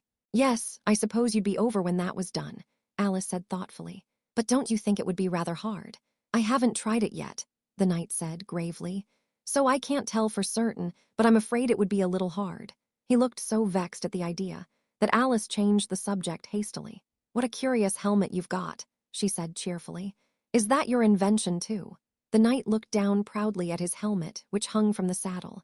Yes, he said, but I've invented a better one than that, like a sugar loaf. When I used to wear it, if I fell off the horse, it always touched the ground directly. So I had a very little way to fall, you see, but there was the danger of falling into it, to be sure. That happened to me once, and the worst of it was, before I could get out again, the other white knight came and put it on. He thought it was his own helmet. The knight looked so solemn about it that Alice did not dare to laugh. I'm afraid you must have hurt him, she said in a trembling voice, being on the top of his head. I had to kick him, of course, the knight said very seriously. And then he took the helmet off again, but it took hours and hours to get me out. I was as fast as lightning, you know. But that's a different kind of fastness, Alice objected. The knight shook his head. It was all kinds of fastness with me, I can assure you, he said. He raised his hands in some excitement as he said this, and instantly rolled out of the saddle and fell headlong into a deep ditch. Alice ran to the side of the ditch to look for him. She was rather startled by the fall, as for some time he had kept on very well, and she was afraid that he really was hurt this time. However, though she could see nothing but the soles of his feet, she was much relieved to hear that he was talking on in his usual tone. All kinds of fastness, he repeated, but it was careless of him to put another man's helmet on, with the man in it too. How can you go on talking so quietly, head downwards? Alice asked, as she dragged him out by the feet and laid him in a heap on the bank. The knight looked surprised at the question. What does it matter where my body happens to be? He said. My mind goes on working all the same. In fact, the more head downwards I am, the more I keep inventing new things. Now the cleverest thing of the sort that I ever did, he went on after a pause, was inventing a new pudding during the meat course. In time to have it cooked for the next course, said Alice. Well, not the next course, the knight said in a slow, thoughtful tone. No, certainly not the next course. Then it would have to be the next day. I suppose you wouldn't have 2 pudding courses in one dinner. Well, not the next day, the knight repeated as before. Not the next day. In fact, he went on, holding his head down, and his voice getting lower and lower, I don't believe that pudding ever was cooked. In fact, I don't believe that pudding ever will be cooked. And yet, it was a very clever pudding to invent. What did you mean it to be made of? Alice asked, hoping to cheer him up, for the poor knight seemed quite low-spirited about it. It began with blotting paper, the knight answered with a groan. That wouldn't be very nice, I'm afraid. Not very nice alone, he interrupted, quite eagerly. But you've no idea what a difference it makes mixing it with other things, such as gunpowder and sealing wax. And here I must leave you. They had just come to the end of the wood. Alice could only look puzzled. She was thinking of the pudding. You are sad, the knight said in an anxious tone. Let me sing you a song to comfort you. Is it very long? Alice asked, for she had heard a good deal of poetry that day. "It's long," said the knight, "but very, very beautiful. Everybody that hears me sing it, either it brings the tears into their eyes, or else." "Or else what?" said Alice, for the knight had made a sudden pause. "Or else it doesn't, you know. The name of the song is called Haddock's Eyes." "Oh, that's the name of the song, is it?" Alice said, trying to feel interested. "No, you don't understand," the knight said, looking a little vexed. "That's what the name is called. The name really is The Aged Man." "Then I ought to have said that's what the song is called," Alice corrected herself. "No, you oughtn't. That's quite another thing. The song is called Ways and Means. But that's only what it's called, you know." "Well, what is the song then?" said Alice, who was by this time completely bewildered. "I was coming to that," the knight said. "The song really is A Sitting on a Gate, and the tune's my own invention." So saying, he stopped his horse and let the reins fall on its neck. Then, slowly beating time with one hand, and with a faint smile lighting up his gentle, foolish face, as if he enjoyed the music of his song, he began. Of all the strange things that Alice saw in her journey through the looking-glass, this was the one that she always remembered most clearly. Years afterwards, she could bring the whole scene back again, as if it had been only yesterday. The mild blue eyes and kindly smile of the knight, the setting sun gleaming through his hair, and shining on his armor in a blaze of light that quite dazzled her, the horse quietly moving about, with the reins hanging loose on his neck, cropping the grass at her feet, and the black shadows of the forest behind. All this she took in like a picture, as with one hand shading her eyes, she leant against a tree, watching the strange pair and listening in a half-dream to the melancholy music of the song. "But the tune isn't his own invention," she said to herself. "It's I give thee all, I can no more." She stood and listened very attentively, but no tears came into her eyes. "I'll tell thee everything I can, there's little to relate. I saw an aged man, A sitting on a gate. 'Who are you, aged man?' I said, 'and how is it you live?' And his answer trickled through my head, like water through a sieve. He said, 'I look for butterflies that sleep among the wheat. I make them into mutton pies, and sell them in the street. I sell them unto men,' he said, 'who sail on stormy seas, and that's the way I get my bread. A trifle, if you please, but I was thinking of a plan, to dye one's whiskers green, and always use so large a fan, that they could not be seen.' So, having no reply to what the old man said, I cried, 'Come, tell me how you live,' and thumped him on the head. His accents mild took up the tale. He said, 'I go my ways, and when I find a mountain rill, I set it in a blaze, and thence they make a stuff they call Rowland's Macassar oil. Yet tuppence halfpenny is all they give me for my toil. But I was thinking of a way to feed oneself on batter, and so go on from day to day, getting a little fatter.' I shook him well from side to side, until his face was blue. 'Come, tell me how you live,' I cried, 'and what it is you do.' He said, 'I hunt for haddock's eyes, among the heather bright, and work them into waistcoat buttons, in the silent night. And these I do not sell for gold, or coin of silvery shine, but for a copper halfpenny, and that will purchase 9. I sometimes dig for buttered rolls, or set lime twigs for crabs. I sometimes search the grassy knolls for wheels of hansom cabs, and that's the way,' he gave a wink, 'by which I get my wealth, and very gladly will I drink your honor's noble health.' I heard him then, for I had just completed my design, to keep the Menite Bridge from rust, by boiling it in wine. I thanked him much for telling me the way he got his wealth, but chiefly for his wish that he might drink my noble health. And now, if e'er by chance I put my fingers into glue, or madly squeeze a right-hand foot into a left-hand shoe, or if I drop upon my toe a very heavy weight, I weep, for it reminds me so of that old man I used to know, whose look was mild, whose speech was slow, whose hair was whiter than the snow, whose face was very like a crow, with eyes like cinders all aglow, who seemed distracted with his woe, who rocked his body to and fro, and muttered mumblingly and low, as if his mouth were full of dough, who snorted like a buffalo. That summer evening, long ago, A sitting on a gate, as the knight sang the last words of the ballad, he gathered up the reins, and turned his horse's head along the road by which they had come. 'You've only a few yards to go,' he said, 'down the hill and over that little brook, and then you'll be a queen, but you'll stay and see me off first,' he added as Alice turned with an eager look in the direction to which he pointed. 'I shan't be long. You'll wait and wave your handkerchief when I get to that turn in the road. I think it'll encourage me, you see.' 'Of course I'll wait,' said Alice. 'And thank you very much for coming so far, and for the song, I liked it very much.' 'I hope so,' the knight said doubtfully, 'but you didn't cry so much as I thought you would.' So they shook hands, and then the knight rode slowly away into the forest. 'It won't take long to see him off, I expect,' Alice said to herself as she stood watching him. There he goes, right on his head as usual. However, he gets on again pretty easily. That comes of having so many things hung round the horse. So she went on talking to herself as she watched the horse walking leisurely along the road, and the knight tumbling off, first on one side and then on the other. After the fourth or fifth tumble, he reached the turn, and then she waved her handkerchief to him and waited till he was out of sight. I hope it encouraged him, she said, as she turned to run down the hill. And now for the last brook, and to be a queen. How grand it sounds. A very few steps brought her to the edge of the brook.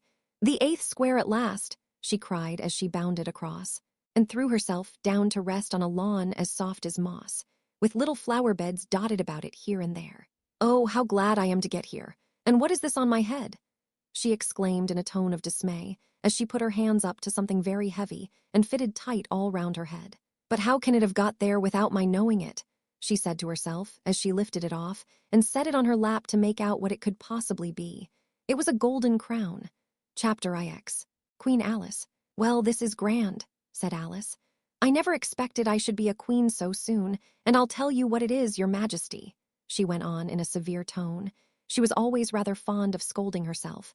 It'll never do for you to be lolling about on the grass like that. Queens have to be dignified, you know. So she got up and walked about, rather stiffly just at first, as she was afraid that the crown might come off. But she comforted herself with the thought that there was nobody to see her. And if I really am a queen, she said as she sat down again, I shall be able to manage it quite well in time. Everything was happening so oddly that she didn't feel a bit surprised at finding the Red Queen and the White Queen sitting close to her, one on each side. She would have liked very much to ask them how they came there, but she feared it would not be quite civil. However, there would be no harm, she thought, in asking if the game was over. Please, would you tell me, she began, looking timidly at the Red Queen. Speak when you're spoken to. The Queen sharply interrupted her. But if everybody obeyed that rule, said Alice, who was always ready for a little argument, and if you only spoke when you were spoken to, and the other person always waited for you to begin, you see nobody would ever say anything, so that. Ridiculous, cried the Queen. Why, don't you see, child? Here she broke off with a frown, and after thinking for a minute, suddenly changed the subject of the conversation. What do you mean by if you really are a queen? What right have you to call yourself so? You can't be a queen, you know, till you've passed the proper examination. And the sooner we begin it, the better. I only said if, poor Alice pleaded in a piteous tone. The two queens looked at each other, and the Red Queen remarked with a little shudder. She says she only said if, but she said a great deal more than that. The White Queen moaned, wringing her hands. Oh, ever so much more than that. So you did, you know, the Red Queen said to Alice. Always speak the truth, think before you speak, and write it down afterwards. I'm sure I didn't mean. Alice was beginning, but the Red Queen interrupted her impatiently. That's just what I complain of. You should have meant. What do you suppose is the use of child without any meaning? Even a joke should have some meaning, and a child's more important than a joke, I hope. You couldn't deny that, even if you tried with both hands. I don't deny things with my hands, Alice objected. Nobody said you did, said the Red Queen. I said you couldn't if you tried. She's in that state of mind, said the White Queen, that she wants to deny something, only she doesn't know what to deny. A nasty, vicious temper, the Red Queen remarked, and then there was an uncomfortable silence for a minute or two. The Red Queen broke the silence by saying to the White Queen, I invite you to Alice's dinner party this afternoon. The White Queen smiled feebly and said, and I invite you. I didn't know I was to have a party at all, said Alice, but if there is to be one, I think I ought to invite the guests. We gave you the opportunity of doing it, the Red Queen remarked, but I dare say you've not had many lessons in manners yet. Manners are not taught in lessons, said Alice. Lessons teach you to do sums, and things of that sort. And you do addition, the White Queen asked. What's 1 and 1 and 1 and 1 and 1 and 1 and 1 and 1 and 1 and 1? I don't know, said Alice. I lost count. She can't do addition, the Red Queen interrupted. Can you do subtraction? Take 9 from 8. 9 from 8 I can't, you know, Alice replied very readily. But she can't do subtraction, said the White Queen. Can you do division? Divide a loaf by a knife. What's the answer to that? I suppose, Alice was beginning, but the Red Queen answered for her. Bread and butter, of course. Try another subtraction sum. Take a bone from a dog. What remains? Alice considered. The bone wouldn't remain, of course, if I took it, and the dog wouldn't remain. It would come to bite me, and I'm sure I shouldn't remain." "Then you think nothing would remain," said the Red Queen. "I think that's the answer." "Wrong as usual," said the Red Queen. "The dog's temper would remain, but I don't see how." "Why, look here," the Red Queen cried. "The dog would lose its temper, wouldn't it?" "Perhaps it would," Alice replied cautiously. "Then if the dog went away, its temper would remain," the Queen exclaimed triumphantly. Alice said, as gravely as she could, "They might go different ways." But she couldn't help thinking to herself, what dreadful nonsense we are talking. "She can't do sums a bit," the Queen said together with great emphasis. "Can you do sums?" Alice said, turning suddenly on the White Queen, for she didn't like being found fault with so much. The Queen gasped and shut her eyes. "I can do addition if you give me time, but I can't do subtraction under any circumstances." "Of course you know your ABC," said the Red Queen. "To be sure I do," said Alice. "So do I," the White Queen whispered. "We'll often say it over together, dear, and I'll tell you a secret. I can read words of one letter. Isn't that grand? However, don't be discouraged. You'll come to it in time." Here the Red Queen began again. "Can you answer useful questions?" she said. "How is bread made?" "I know that," Alice cried eagerly. "You take some flour." "Where do you pick the flour?" the White Queen asked. "In a garden, or in the hedges." "Well, it isn't picked at all," Alice explained. "It's ground." "How many acres of ground?" said the White Queen. "You mustn't leave out so many things." "Fan her head," the Red Queen anxiously interrupted. "She'll be feverish after so much thinking." So they set to work and fanned her with bunches of leaves till she had to beg them to leave off. It blew her hair about so. "She's all right again now," said the Red Queen. "Do you know languages? What's the French for fiddle-dee-dee?" "Fiddle-dee-dee's not English," Alice replied gravely. "Whoever said it was?" said the Red Queen. Alice thought she saw a way out of the difficulty this time. "If you'll tell me what language fiddle-dee-dee is, I'll tell you the French for it," she exclaimed triumphantly. But the Red Queen drew herself up rather stiffly and said, "Queens never make bargains." "I wish queens never asked questions," Alice thought to herself. "Don't let us quarrel," the White Queen said in an anxious tone. "What is the cause of lightning?"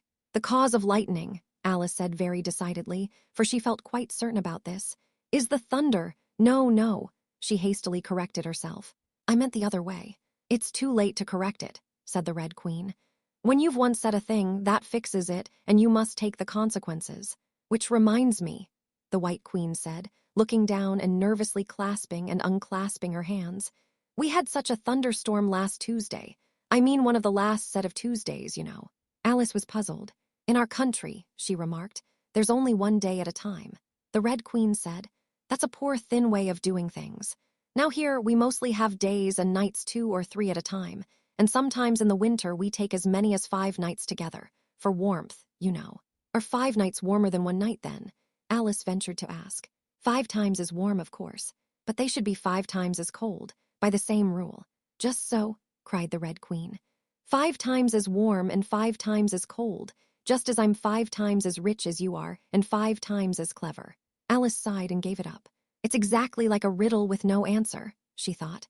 "Humpty Dumpty saw it too," the White Queen went on in a low voice, more as if she were talking to herself. "He came to the door with a corkscrew in his hand." "What did he want?" said the Red Queen. "He said he would come in," the White Queen went on, "because he was looking for a hippopotamus.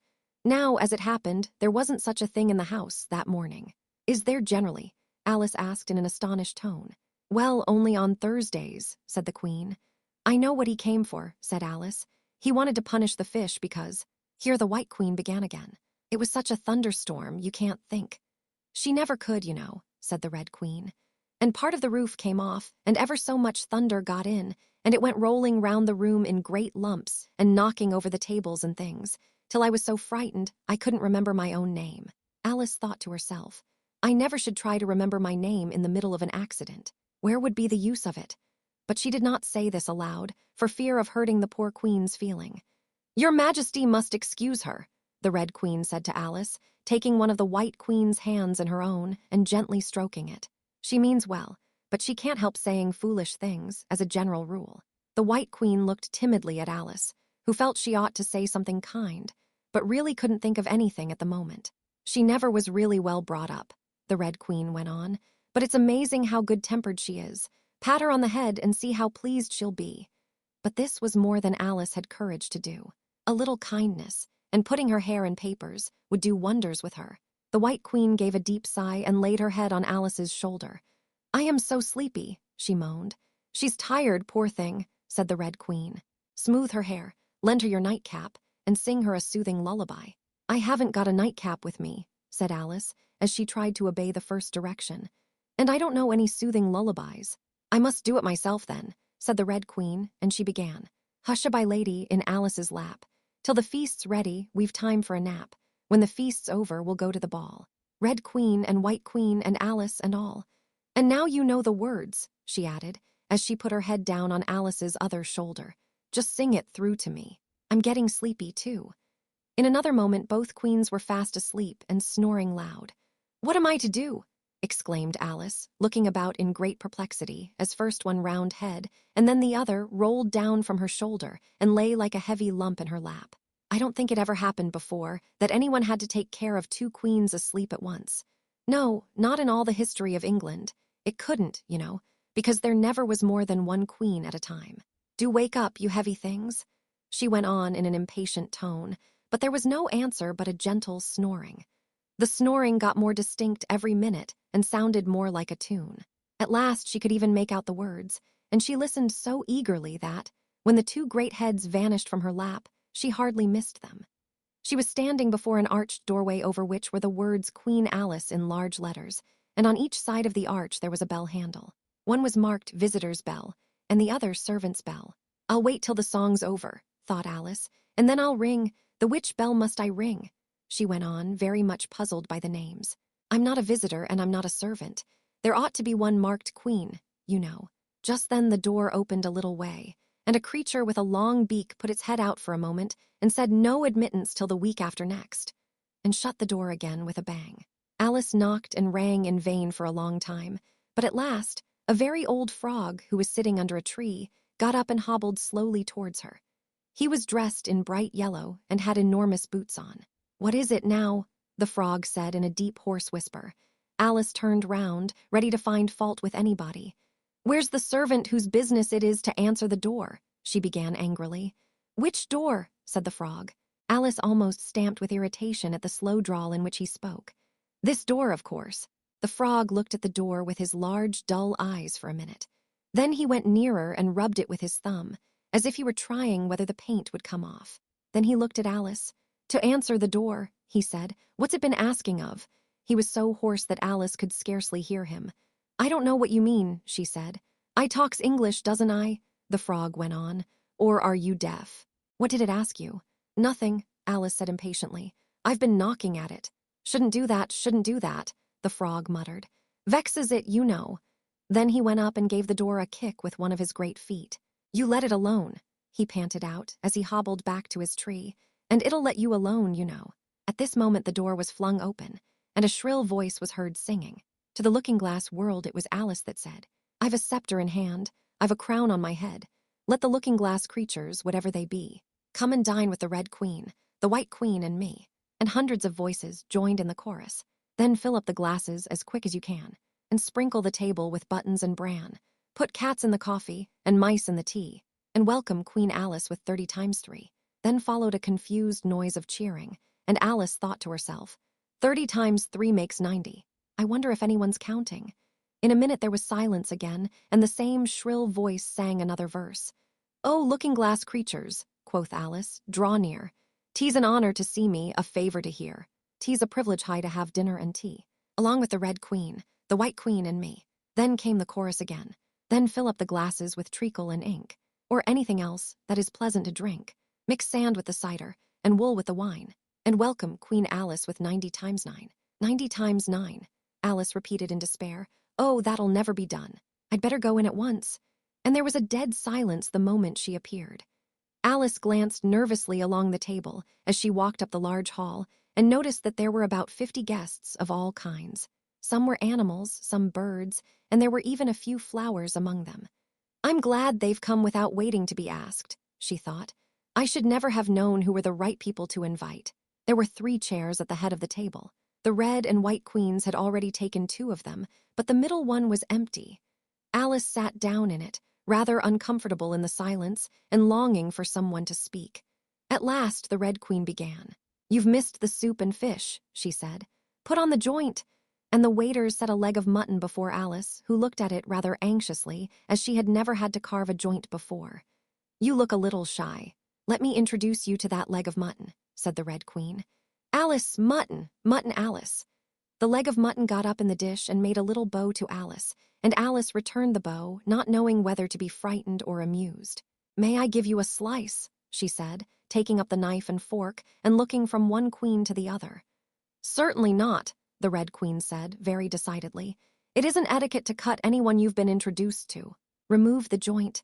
And the waiters carried it off and brought a large plum pudding in its place. "I won't be introduced to the pudding, please," Alice said rather hastily, "or we shall get no dinner at all. May I give you some?"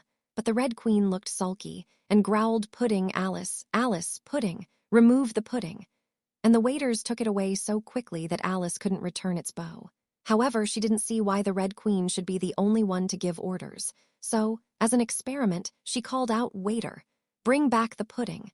And there it was again in a moment, like a conjuring trick. It was so large that she couldn't help feeling a little shy with it, as she had been with the mutton. However, she conquered her shyness by a great effort and cut a slice and handed it to the Red Queen. "What impertinence," said the pudding. "I wonder how you'd like it, if I were to cut a slice out of you, you creature." It spoke in a thick, suety sort of voice, and Alice hadn't a word to say in reply. She could only sit and look at it and gasp. "Make a remark," said the Red Queen. "It's ridiculous to leave all the conversation to the pudding. Do you know, I've had such a quantity of poetry repeated to me today," Alice began, a little frightened at finding that, the moment she opened her lips, there was dead silence, and all eyes were fixed upon her. And it's a very curious thing. I think every poem was about fishes in some way. Do you know why they're so fond of fishes all about here? She spoke to the Red Queen, whose answer was a little wide of the mark. "As to fishes," she said, very slowly and solemnly, putting her mouth close to Alice's ear, "Her White Majesty knows a lovely riddle all in poetry all about fishes. Shall she repeat it? Her Red Majesty's very kind to mention it." The White Queen murmured into Alice's other ear, in a voice like the cooing of a pigeon. "It would be such a treat. May I?" "Please do," Alice said very politely. The White Queen laughed with delight and stroked Alice's cheek. Then she began, "First, the fish must be caught. That is easy. A baby, I think, could have caught it. Next, the fish must be bought. That is easy. A penny, I think, would have bought it. Now cook me the fish. That is easy, and will not take more than a minute. Let it lie in a dish. That is easy, because it already is in it. Bring it here. Let me sup. It is easy to set such a dish on the table. Take the dish cover up. That is so hard that I fear I'm unable, for it holds it like glue, holds the lid to the dish, while it lies in the middle. Which is easiest to do? Undish cover the fish, or dish cover the riddle? Take a minute to think about it and then guess," said the Red Queen. "Meanwhile, we'll drink your health, Queen Alice's health," she screamed at the top of her voice, and all the guests began drinking it directly, and very queerly they managed it. Some of them put their glasses upon their heads like extinguishers, and drank all that trickled down their faces. Others upset the decanters, and drank the wine as it ran off the edges of the table. And 3 of them, who looked like kangaroos, scrambled into the dish of roast mutton, and began eagerly lapping up the gravy. "Just like pigs in a trough," thought Alice. "You ought to return thanks in a neat speech," the Red Queen said, frowning at Alice as she spoke. "We must support you, you know," the White Queen whispered, as Alice got up to do it, very obediently but a little frightened. "Thank you very much," she whispered in reply, "but I can do quite well without." "That wouldn't be at all the thing," the Red Queen said very decidedly. So Alice tried to submit to it with a good grace. "And they did push so," she said afterwards, when she was telling her sister the history of the feast. "You would have thought they wanted to squeeze me flat. In fact, it was rather difficult for her to keep in her place, while she made her speech. The 2 queens pushed her so, one on each side, that they nearly lifted her up into the air. "I rise to return thanks," Alice began, and she really did rise as she spoke, several inches. But she got hold of the edge of the table and managed to pull herself down again. "Take care of yourself," screamed the White Queen, seizing Alice's hair with both her hands. "Something's going to happen." And then, as Alice afterwards described it, all sorts of things happened in a moment. The candles all grew up to the ceiling, looking something like a bed of rushes with fireworks at the top. As to the bottles, they each took a pair of plates, which they hastily fitted on as wings, and so, with forks for legs, went fluttering about in all directions. And very like birds they look, Alice thought to herself, as well as she could in the dreadful confusion that was beginning. At this moment she heard a hoarse laugh at her side, and turned to see what was the matter with the White Queen. But instead of the queen, there was the leg of mutton sitting in the chair. "Here I am," cried a voice from the soup tureen, and Alice turned again, just in time to see the queen's broad, good-natured face grinning at her for a moment over the edge of the tureen, before she disappeared into the soup. There was not a moment to be lost. Already several of the guests were lying down in the dishes, and the soup ladle was walking up the table towards Alice's chair, and beckoning to her impatiently to get out of its way. "I can't stand this any longer," she cried as she jumped up and seized the tablecloth with both hands. One good pull, and plates, dishes, guests, and candles came crashing down together in a heap on the floor. "And as for you," she went on, turning fiercely upon the Red Queen, whom she considered as the cause of all the mischief. But the queen was no longer at her side. She had suddenly dwindled down to the size of a little doll, and was now on the table, merrily running round and round after her own shawl, which was trailing behind her. At any other time, Alice would have felt surprised at this, but she was far too much excited to be surprised at anything now. "As for you," she repeated, catching hold of the little creature in the very act of jumping over a bottle which had just lighted upon the table, "I'll shake you into a kitten, that I will." Chapter X. Shaking. She took her off the table as she spoke, and shook her backwards and forwards with all her might. The Red Queen made no resistance whatever, only her face grew very small, and her eyes got large and green. And still, as Alice went on shaking her, she kept on growing shorter and fatter and softer and rounder and. Chapter XI. Waking. And it really was a kitten after all. Chapter XII. Which dreamed it. "Your Majesty shouldn't purr so loud," Alice said, rubbing her eyes and addressing the kitten respectfully, yet with some severity. "You woke me out of such a nice dream, and you've been along with me, kitty, all through the looking-glass world. Did you know it, dear? It is a very inconvenient habit of kittens. Alice had once made the remark that, whatever you say to them, they always purr. If they would only purr for yes and mew for no, or any rule of that sort, she had said, so that one could keep up a conversation. But how can you talk with a person if they always say the same thing? On this occasion, the kitten only purred, and it was impossible to guess whether it meant yes or no. So Alice hunted among the chessmen on the table till she had found the Red Queen. Then she went down on her knees on the hearthrug and put the kitten and the queen to look at each other. "Now, kitty," she cried, clapping her hands triumphantly, "confess that was what you turned into." But it wouldn't look at it, she said, when she was explaining the thing afterwards to her sister.